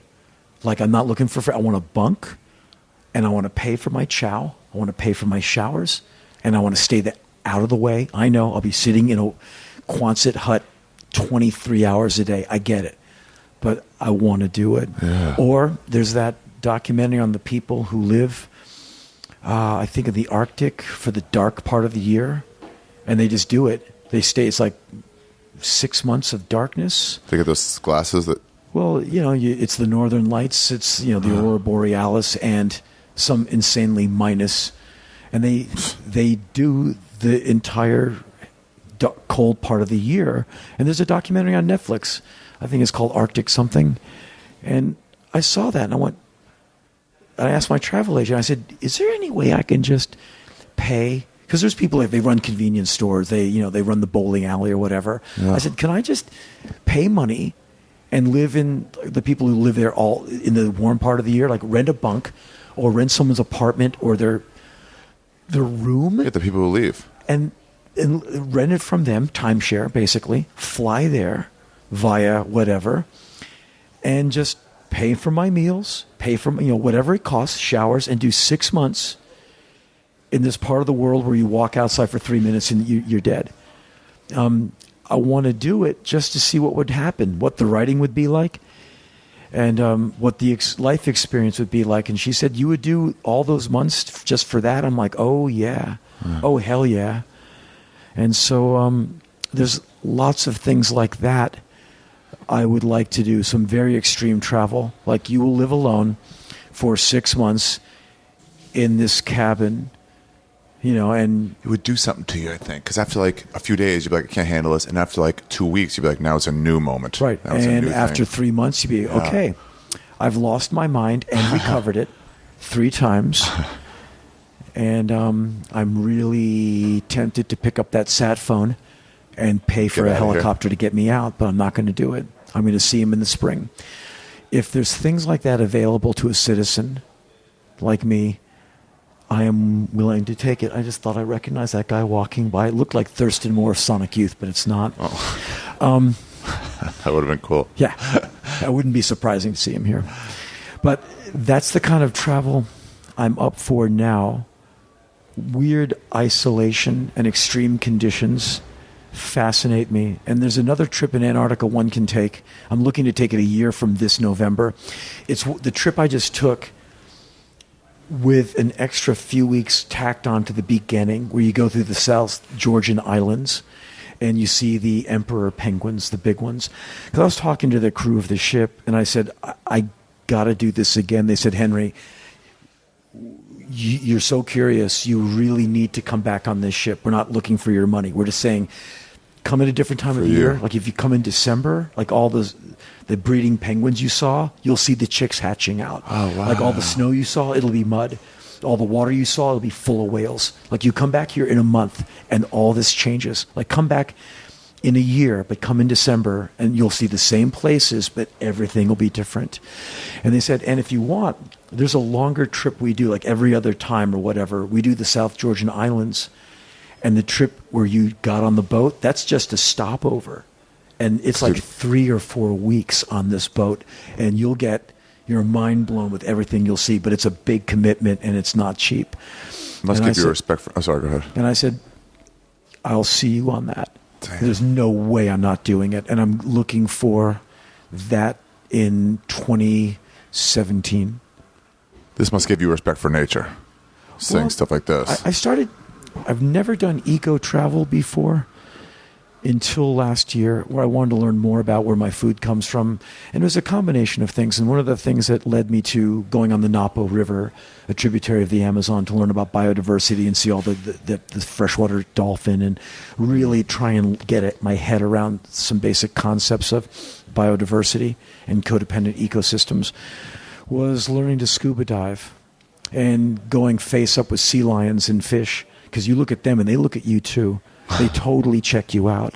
They come right up to your mask and they're curious. And the sea lions are very curious for a minute, then they get bored of you and they swim off. And I said, okay, this is blowing my mind. I want to know more. And I usually don't go for flora and fauna trips because, a tree, I'm not dissing it, but I want cities. Fish. I want bullet casings. I want to see where turmoil was. I want to go to a country where there's an election. I want to see urban stuff. That's my interest. But last year I said, I want to do travel I've never done. And Heidi said to me, she said, you never go to South America. You go everywhere else. You got to start going to South America. I said, you know what? You're right. And so I started going to last year I was in South America a bunch. In Chile and Argentina, Ecuador, which is so beautiful. Quito up in the mountains. Forget it. It's incredible. You're jammed up in the Andes. I'd go back in a heartbeat. Really? South America is a place I want to go to too. The people are so friendly, it almost spoils you. You come back to America, wherever it's like, what's up, bitch? Here's your food, wham. Where, you do a month of hola, you're like, why leave? Yeah. There's this neon sign on the Cowgate at some bar. It's a quote. I don't know who said it, but it's not all who wander are lost. And yeah. Well, as David Lee Roth once said to me, yeah, and I don't know where he got it from. He said, let me see if I can get this right in one take. A traveler doesn't know where he's going. A tourist doesn't know where he is. Where, I go to these countries like and I'm like, so what are you going to do today? That way. Yeah. What's there? I don't know, man. I got to travel to find out. Like, what's this city like? I'll tell you after I get out of there, hopefully with all my fingers and toes. My friend and I were in Chiang Mai, and we were standing on this alley. We couldn't decide what was down there, if it fed out or something. There was a falafel stand at the beginning of it, and it went further, and we kept looking at it. Like, should we go down there, or should we continue on this road? And some other random guy comes by, and he goes, you're just going to regret not going in. You may as well see it. We're like, you're right, dude. Yeah. You're right. Let's just go. There's only been a few streets in my life I've not gone. Usually, I'm walking alone with, some pro camera gear in my hand. And I get to the edge of a street And I'm like, and I gut check it. I'm like, okay, the gut's saying like, south of good. So of course I go. And so my strategy is, if you're going into a slum, you don't know what's around the corner. So I go with my camera away. So if anyone's lining me up to take that camera and they're waiting for me to come out, because usually there's one road in and out, so they know they're going to see me in half an hour, Right. and they're going to be ready. I take my photos on the way out, like a guy backing out of a bank. Stick them up. So they don't get a beat on you and what you got? Yep. You play poker, and I'm not trying to say, oh, they all want your money, but I'm one skinny guy, and I'm not looking to defend myself with a guy with a knife. I don't have some karate move, and so. But most of the time, people are like super friendly, like come in, meet my family. I'm like, all right, and so I go in, and on my way out, I've already like seen the lay of the land. You know, I'm looking at photo ops. I'm dialing in f-stop settings in my head. I'm like, okay, sun will be down. I'm going to bump up the ISO. I'm already getting my manual dialing ins for the shot on my way back, and I make my move on the way out. Wow. Yeah. What is it about that type of person, that type of traveler who is like, what makes them that? The one who's like, I got to see shit. I don't know, but I've always had it.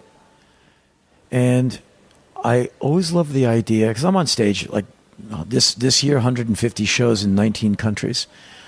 I don't do comedy.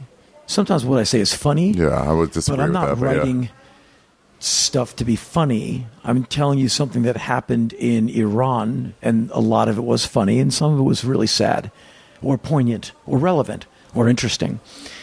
And so I need to be able to go on stage and blow minds. And draw I from need to something. be able to say, because I don't have, hey, you know, my dog said, I don't have any of that. And I'm not putting comedians down.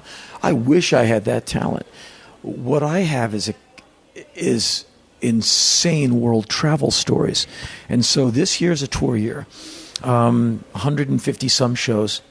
I've been out since December of last year. And well, it finishes at 150 something shows? I'm about 50 in. I have another 100 to go. Damn. And in 19 countries. And I get Wow. back on Sunday from here, and I'm already 15 in. And so I'm going to go, in 2 days, I get home, I'm going to go right to New Zealand for shows, a month in Australia, then to South Africa, and then America till the end of the year, and then up into Canada till like Jan 10, and then I'm out. The tour's over, and then I'll be back in Hollywood begging for work during pilot season.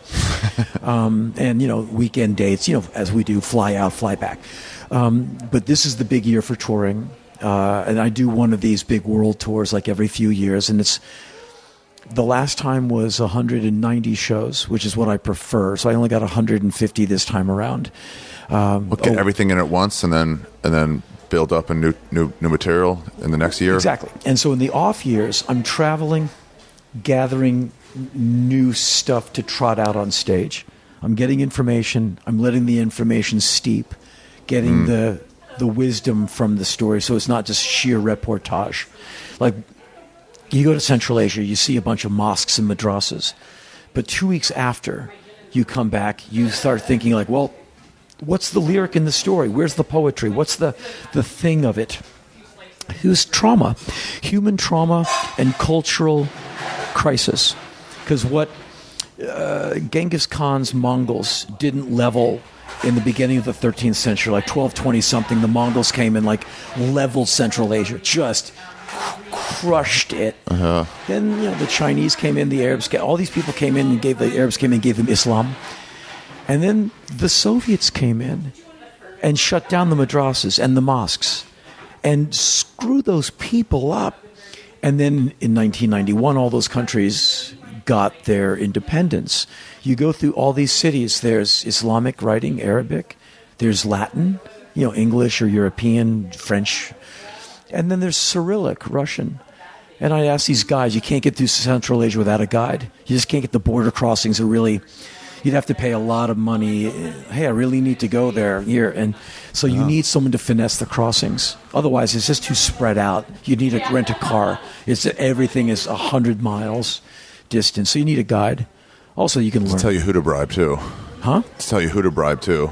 You can't. Let's say you're trying to get into America. It's tough to bribe an official there. Right. You have to know who and where. But in guess. Central Asia, without a guide, there's no way I would have seen all the things I saw. But after 2 weeks of reflection, after seeing those cities, I asked the guide, I'm like, well, wait a minute. What are you guys?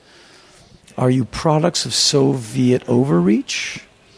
Is this an Islamic country? What are you guys? And one sharp guide said, we're figuring that out. And so when I talk about that trip on stage, I talk about the fragility of our species and how easy it is to traumatize a person. Like if you and I were 6 years old and I was the bully and I called you whatever, you'd remember me.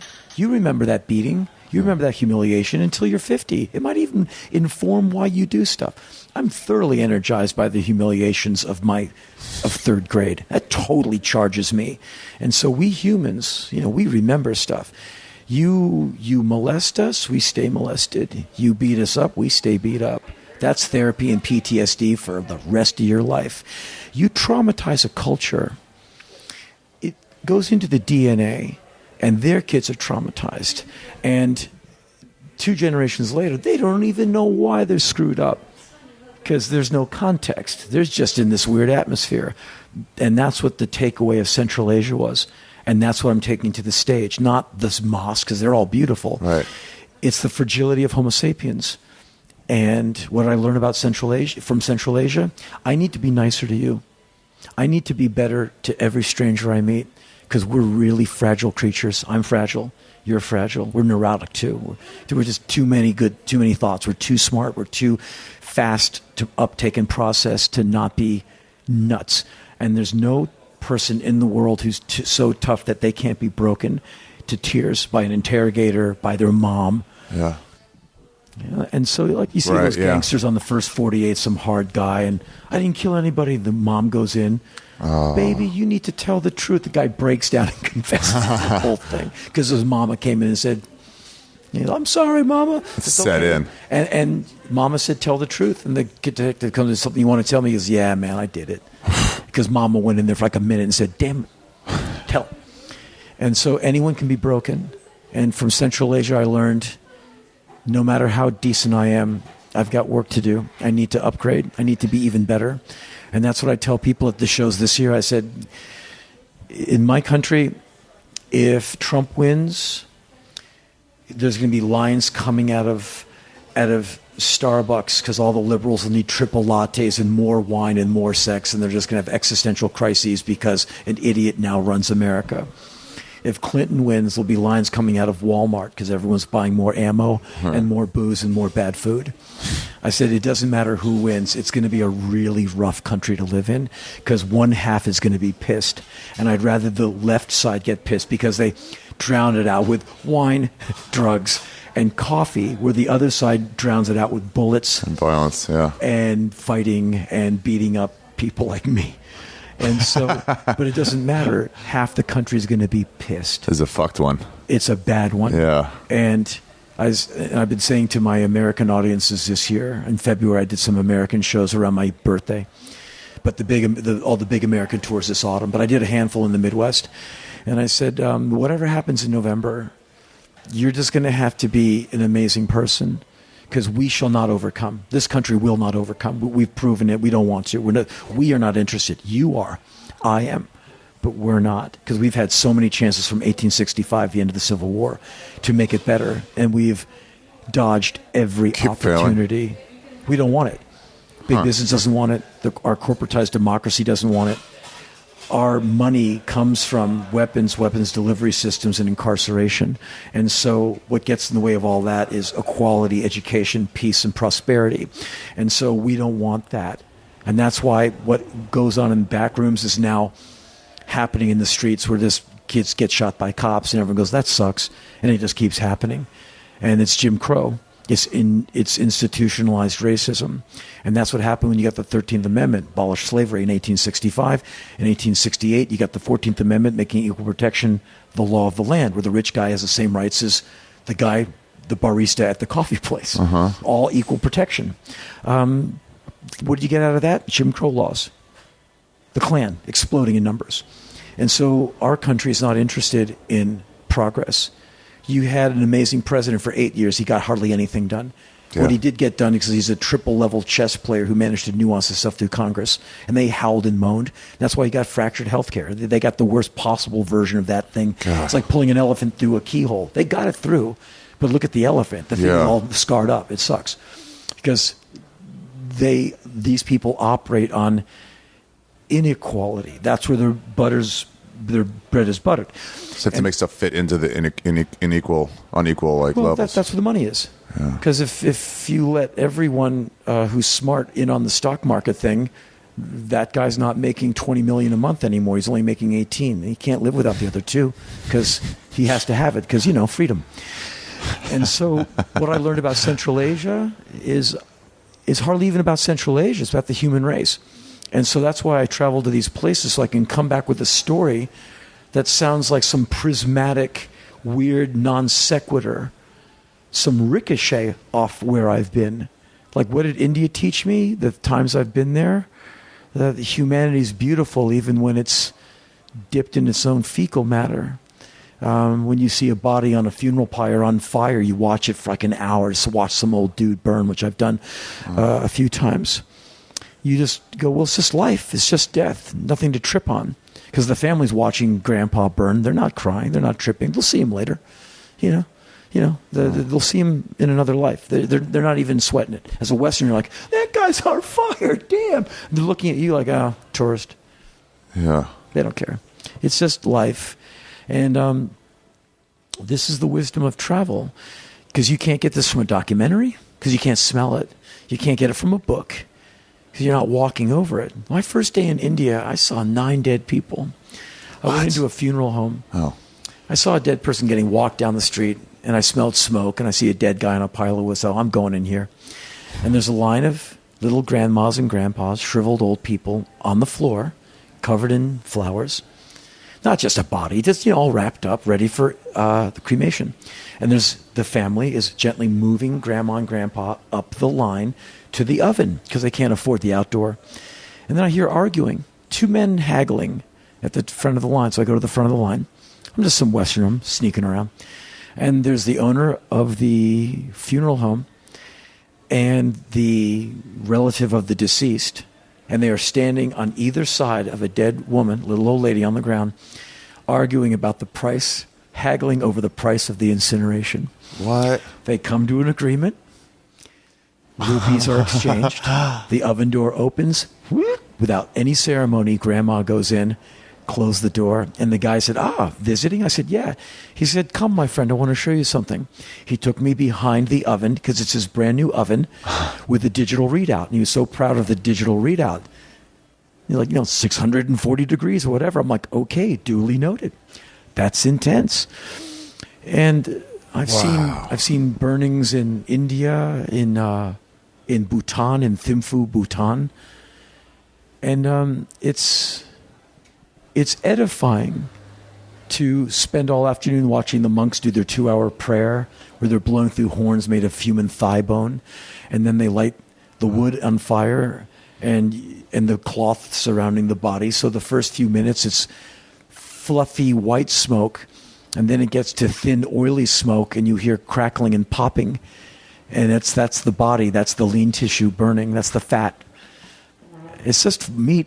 What else is a human body? It smells like a barbecue? It smells like flesh. Because the wind comes your way, you're like, that's 4 people. It is what it is. All the dogs show up. It's not cruel and unusual. It's how they groove in Bhutan. And I was with a guy named Yaon Ten, who was my guide. So I said, thank you for letting me see this. It's a pretty heavy event. And without any emotion whatsoever, he goes, yeah, we cremated my father and that one on the left. And I said, oh, damn, man, I'm so sorry to have brought you back here. He said, why would you be? It's cool. We don't sweat death. I'm happy that you got to see this. Would you? It's such a non-Western idea. I was so sorry. I thought I'd been rude to drag him back to this place where they... Almost on the level, like, my dad went to high school there. Right. Just and like... Exactly. And he thank you. He tossed it off that casually. Yeah, well, we cremated my father and the one on the left. I went, okay. He says, it's getting dark. We need to hike through the mud to get back to the parking lot. We should go. Okay. I took photos all day. The photos are amazing of fires and smoke and dogs and people. And How many of these books have you put out? I've written and published over 25 books. I've been writing Photo books? No, one photo book. The next one's done. But I've been publishing books of mine since the 80s. Wow. I'm in translation all over the world. I've sold hundreds of thousands of books. One of my books, the audio version, got a Grammy. Wow, really? No, That's so cool. Believe it or not, some people actually consider me a writer. But it started by just living on the road. I was in a band called Black Flag. And I lived on the road, and I would see stabbings and undercover cops at our shows, crazy stuff. And I was like 21 going, wow. I started buying those tablet notebooks at the drugstore for $2. Started writing it all down. And then I read Henry Miller, who made me think that I could write too. He's like, hey, I'm living in France. I was with this whore last night, and I'm drunk. And you read Bukowski, another amazing writer, and they both make you think. It's a sucker punch. They make it look so easy. Well, he's just writing about his life. And then you try and do it, and you see how damn hard writing is. Like, you see how wickedly talented Bukowski and Miller were when you try and, I'm just going to write real stuff. It's like acting. Oh, I'm just going to say the words on the script. Uh-huh. Yeah. It's way more than that. And writing is way more than just writing down what you see and feel. I'm writing it so you're going to read it and get the same wallop that I got. That's the magic. That's what gives you your F. Scott Fitzgeralds and everyone else. How to lead someone up to something and feel the emotion, I guess. Yeah, and that's why those writers are so famous, and that's why there's 80 million books that are just dire crap, because a lot of men think they can write. Yeah. You know, if you sit at it long enough, you will make a manuscript 4 inches thick. You will damn it, it's a lot of words. I must be a writer. I used to think like that until I met Hubert Selby, the great writer, author of Last Exit to Brooklyn. And he used to read my books, and when he liked it, he liked it. When he didn't like it, he would tell me that too. Oh yeah, good. So I think he saw something in me. But he goes, you got to get your balls out of the way. All you young guys, you put your balls in front of the writing, get your ego out of the way of the story. Stop trying to look good. I'm like, damn, thank you. I never forgot that. He goes, tell the story. Don't talk about you. Let the story come through you. I'm like, all right.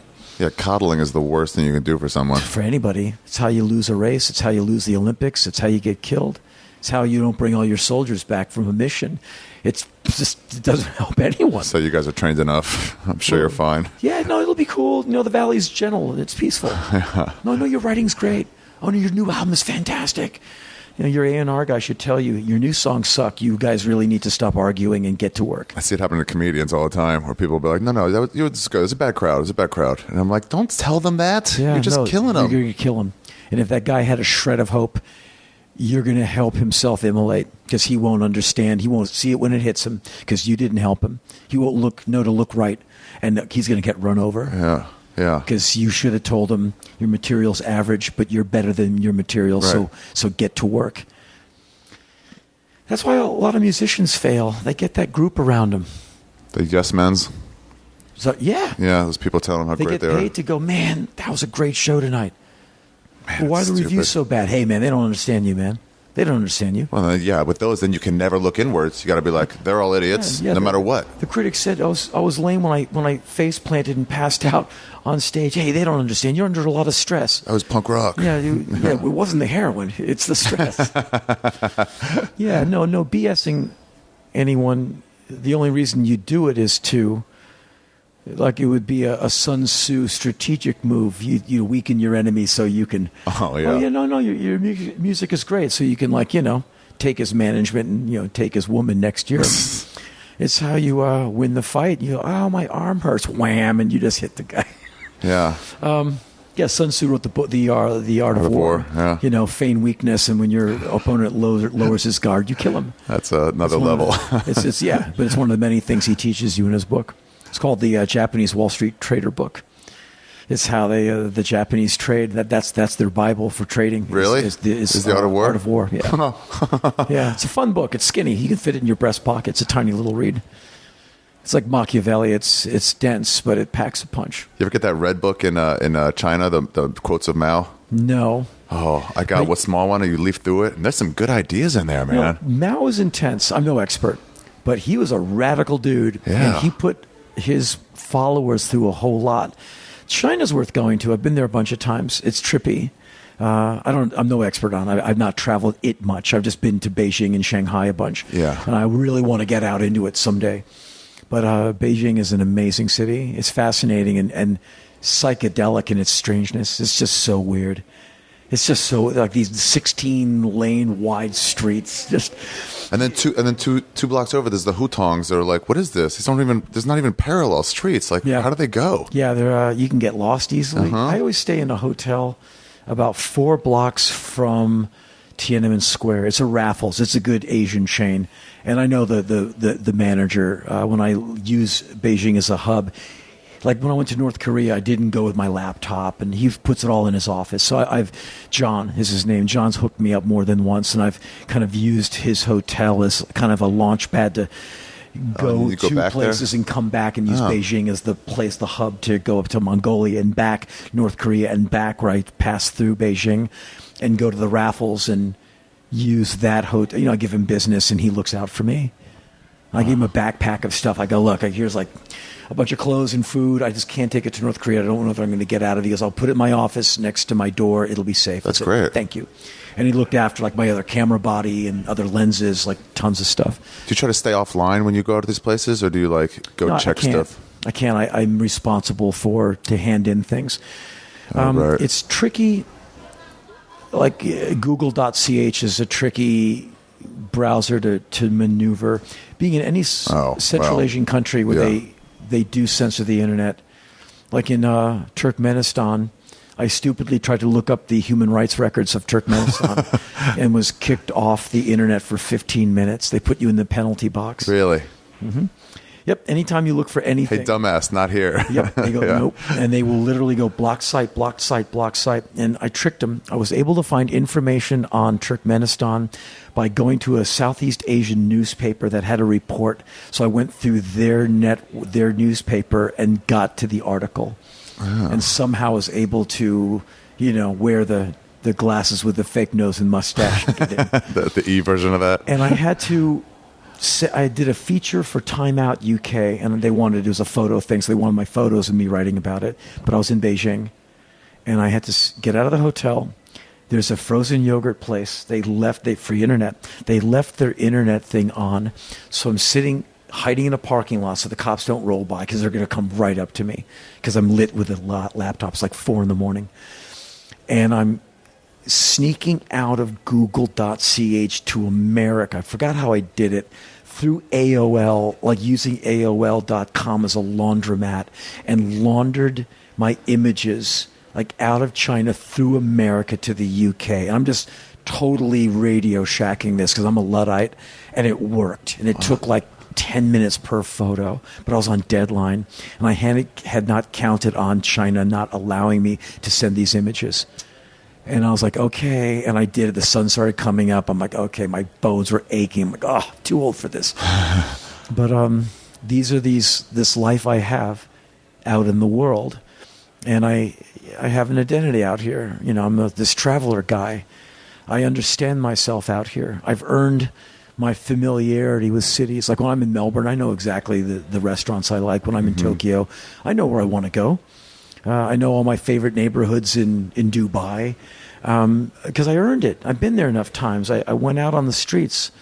I like having that Mark Twainian, worldly, global perspective. I live for that. It's cool. Yeah. All right. Thanks, man. There you got it, man. How should people find you? HenryRollins.com? HenryRollins.com always finds me. You can find all your writing and stuff through that? I'm sorry? You can find all your writings and stuff through that? They can find, all my books are on our website for sale. And I always have new books. There's like 4 I'm working on simultaneously. And next year there'll be minimum 1, but probably 2 books out in 2017. Wow. It's a lot of the time to edit. The books are done. I just got to edit. Yeah. And I only edit with Heidi, who manages me. We edit together. We've been doing it for years. I don't edit without her. So you trust her? You know how to work with her well? She knows my brain very well. So I do the first edit typos and big awful sentences. I get that out of the way, and she and I do the second draft. And then another woman named Carol does the third draft, looking for typographical errors like commas and periods on the wrong sides of quotation marks or whatever. Yeah. Yeah. And your tour schedule's up there too? All the tour dates are up, and I'm open for business, so come to the show. Hell yeah. I wanted to see it. We're overlapping. My early show was at the same time as yours. I've been wanting to see it for a while because Blake was like, I can get your tickets. Let me know when. But Yeah, I know. We I was could have guest listed you for any of that. Yeah. But if I'm doing a bunch of shows at Largo in December, so just talk to Matt or go to my site. You'll see all of them, and like 6 of them I think are in sold December is when I'm out. going to go see the world. Huh? I think December I'm going to be Okay, then going you're to see out. the world. But if something blows out and you want to go, I'll be there like starting December 7 for like a week. Okay. So and just ask Matt. He'll guest list you for any of those shows, even if Okay. they're sold out. Dude, you killed on my show. Oh, that was fun. Yeah. That was a fun show. You did great. I know you didn't want to be in that place, but you Oh, did you great. know, once I'm on stage, I don't care where I am. You know, you're just doing it. Yeah. But everyone was nice to me. Ron White, that's the guy's name. Mm-hmm. He was very nice to me. He watched me and he came up afterwards and said, "Man, that was great." I said, "I'll take it." Yeah. So I've always liked that guy. He's a funny Yeah. dude.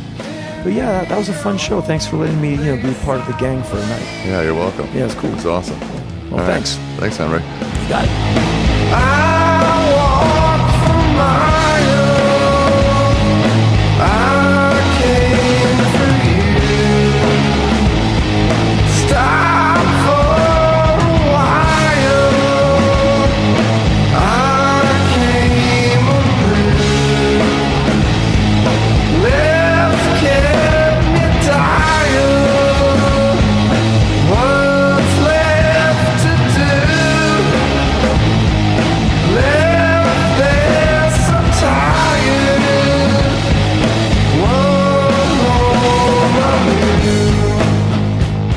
Boom, boom, boom. That's it, you guys. That's the episode. That's the episode. Good episode. I know. It was a long intro.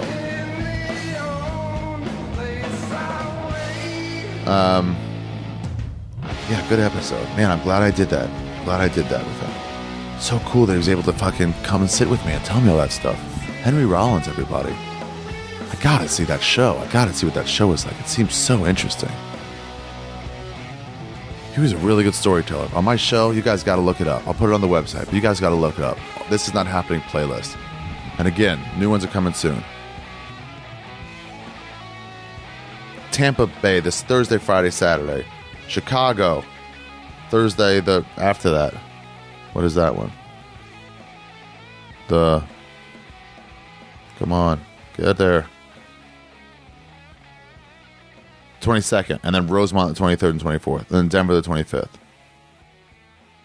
And then Austin, Texas, 2nd, 3rd, 4th, and 5th of November. Other than that, I'll be in New York working out, getting ready. What was I just going to say? Anyway, he is very cool. What was I going to say? Oh, I don't know. But it was cool getting to do this with him in Edinburgh. Oh, I want to see a show. That's what I want to see.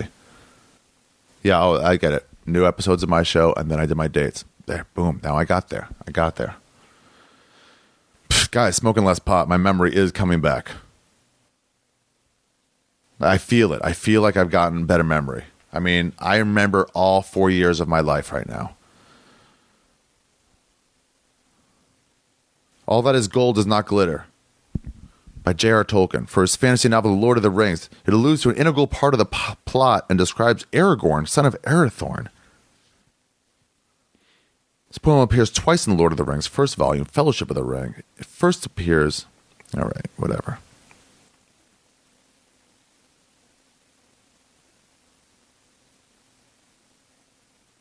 Is repeated by Bilbo Jackson. Whatever. All that is gold does not glitter. Not all those who wander are lost. The old that is strong does not wither. Deep roots are not reached by the frost. From the ashes a fire shall be woken. A light from the shadows shall spring. Renewed shall be blade that was broken. The crownless again shall be king.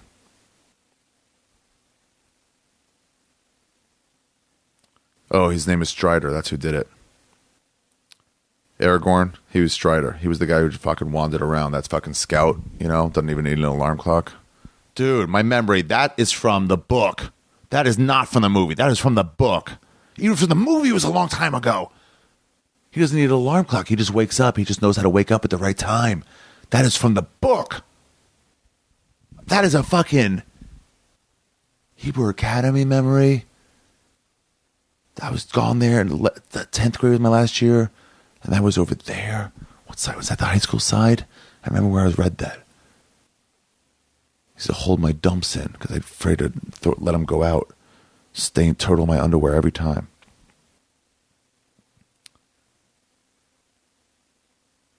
Yeah, right? Guys, don't forget to use my Amazon link.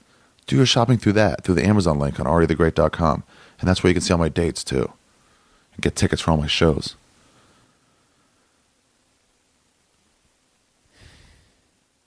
Anyway.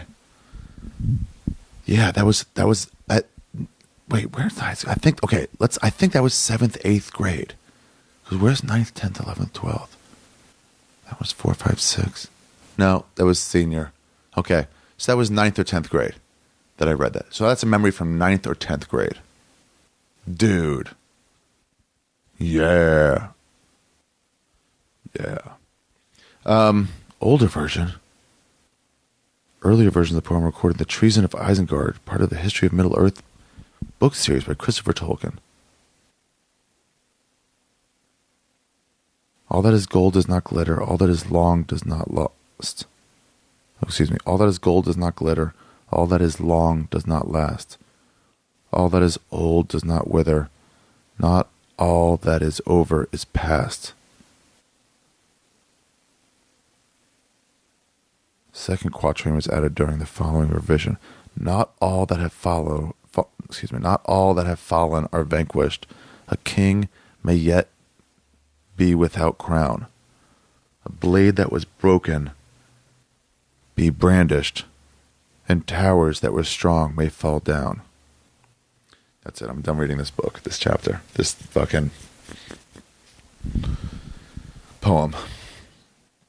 Thank you very much to Henry Rollins for doing that.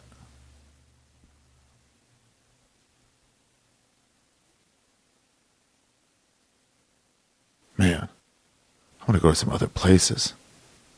I want to see some shit. All right, you guys. Let's call it, I think. I don't think I have anything to discuss other than the Fuzzle Muzzle. Oh, yeah. You guys, do you have a dog that's an asshole? Do you have a dog that's an asshole? You know what I mean? Where it's like, oh, he's your precious baby, but then when he gets around anyone, he just starts barking and trying to nip and bite at them. Asshole dogs. You know what I'm talking about. Can't you be normal, dog? Dog. Dog. Can't you be normal? You ruin everything, dog. Well, what are your options? Don't take it out ever. Kill it, obviously, by, putting a fucking, like a rope or a belt around his neck and then tying the one end over around a pipe and then pulling? Are you a monster? Or muzzle. You could always do muzzle. But those muzzles look gross. They look terrible. They look like S&M bondage shit. They're scary. You're going to look like Frankendog.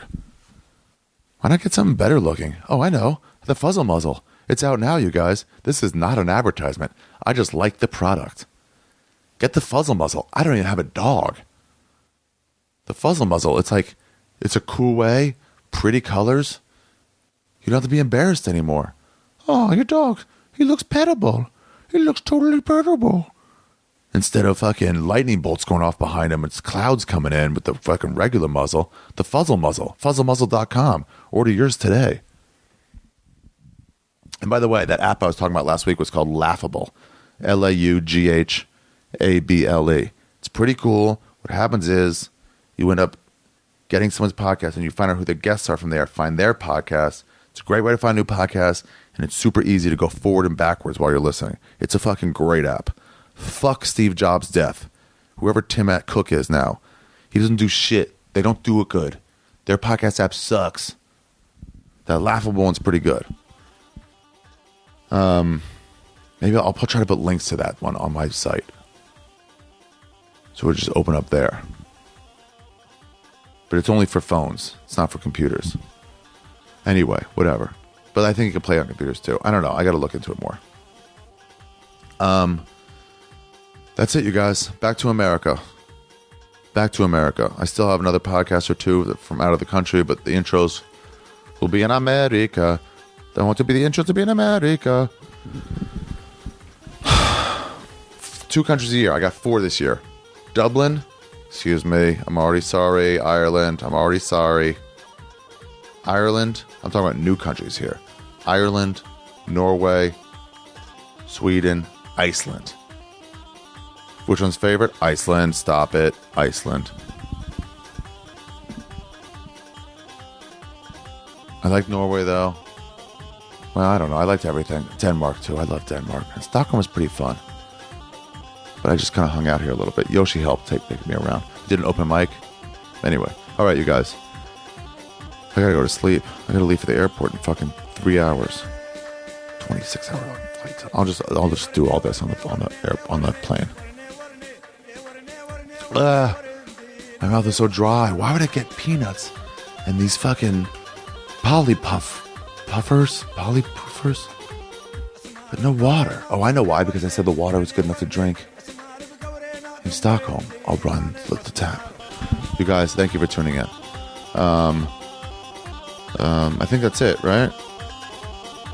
All right. For Henry Rollins, I'm Ari Shaffir saying so long for Skeptic Tank, episode 277. Not all those who wander are lost. And by the way, thank you for all the people who give Photoshop work so I can put some dumb Photoshop on the website. And on some phones, it goes as a background to the episode.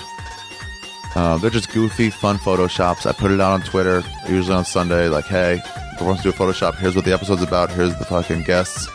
And they come back, they make me laugh. The ones I use, the ones I don't use. Some of them are like ridiculously bad. Those make me laugh. And if that's the only one, I've used those before. That's like the only one we'll submit. But it's just like, I don't know, fucking what comes to mind. People do it. They're funny. I use one of them. I give them credit on Twitter, on my website. And so the guys who throw those in, thank you. Those always make me laugh. And they make the guests laugh too. Fucking what's his name? Loved it. Kai Humphreys. Loved the ones he saw. The 2 he saw. He really loved them. All right, you guys. Thank you very much. Skeptic 277. Over and out. Oh, maybe I'll go out with one of the songs he talked about.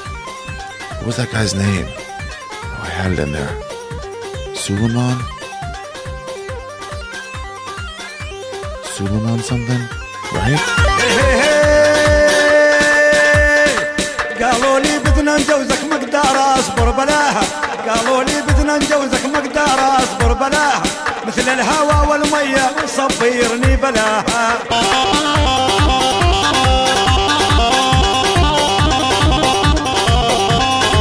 قالوا لي بدنا نجوزك مقدار اصبر بلاها قالوا لي بدنا نجوزك مقدار اصبر بلاها مثل الهوى والميه شي صبيرني بلاها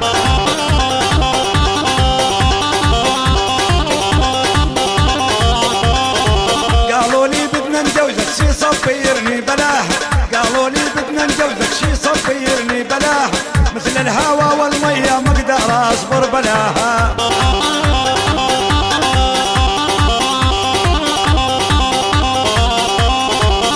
ورني ورني ورني دي ورني ورني ورني دي ورني ورني ورني ورني لاني واسمار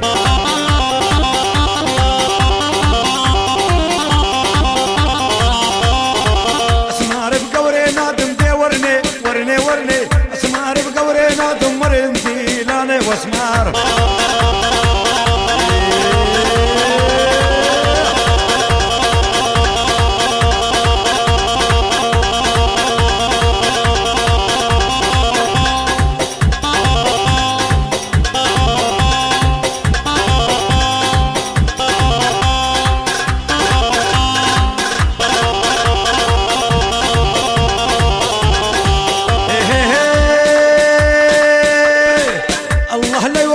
يصعيب الفرقة بيني وبينك الله لا يوفق لي يصعيب الفرقة بيني وبينك ايما الشام النايل تا متلفليفني بحضنك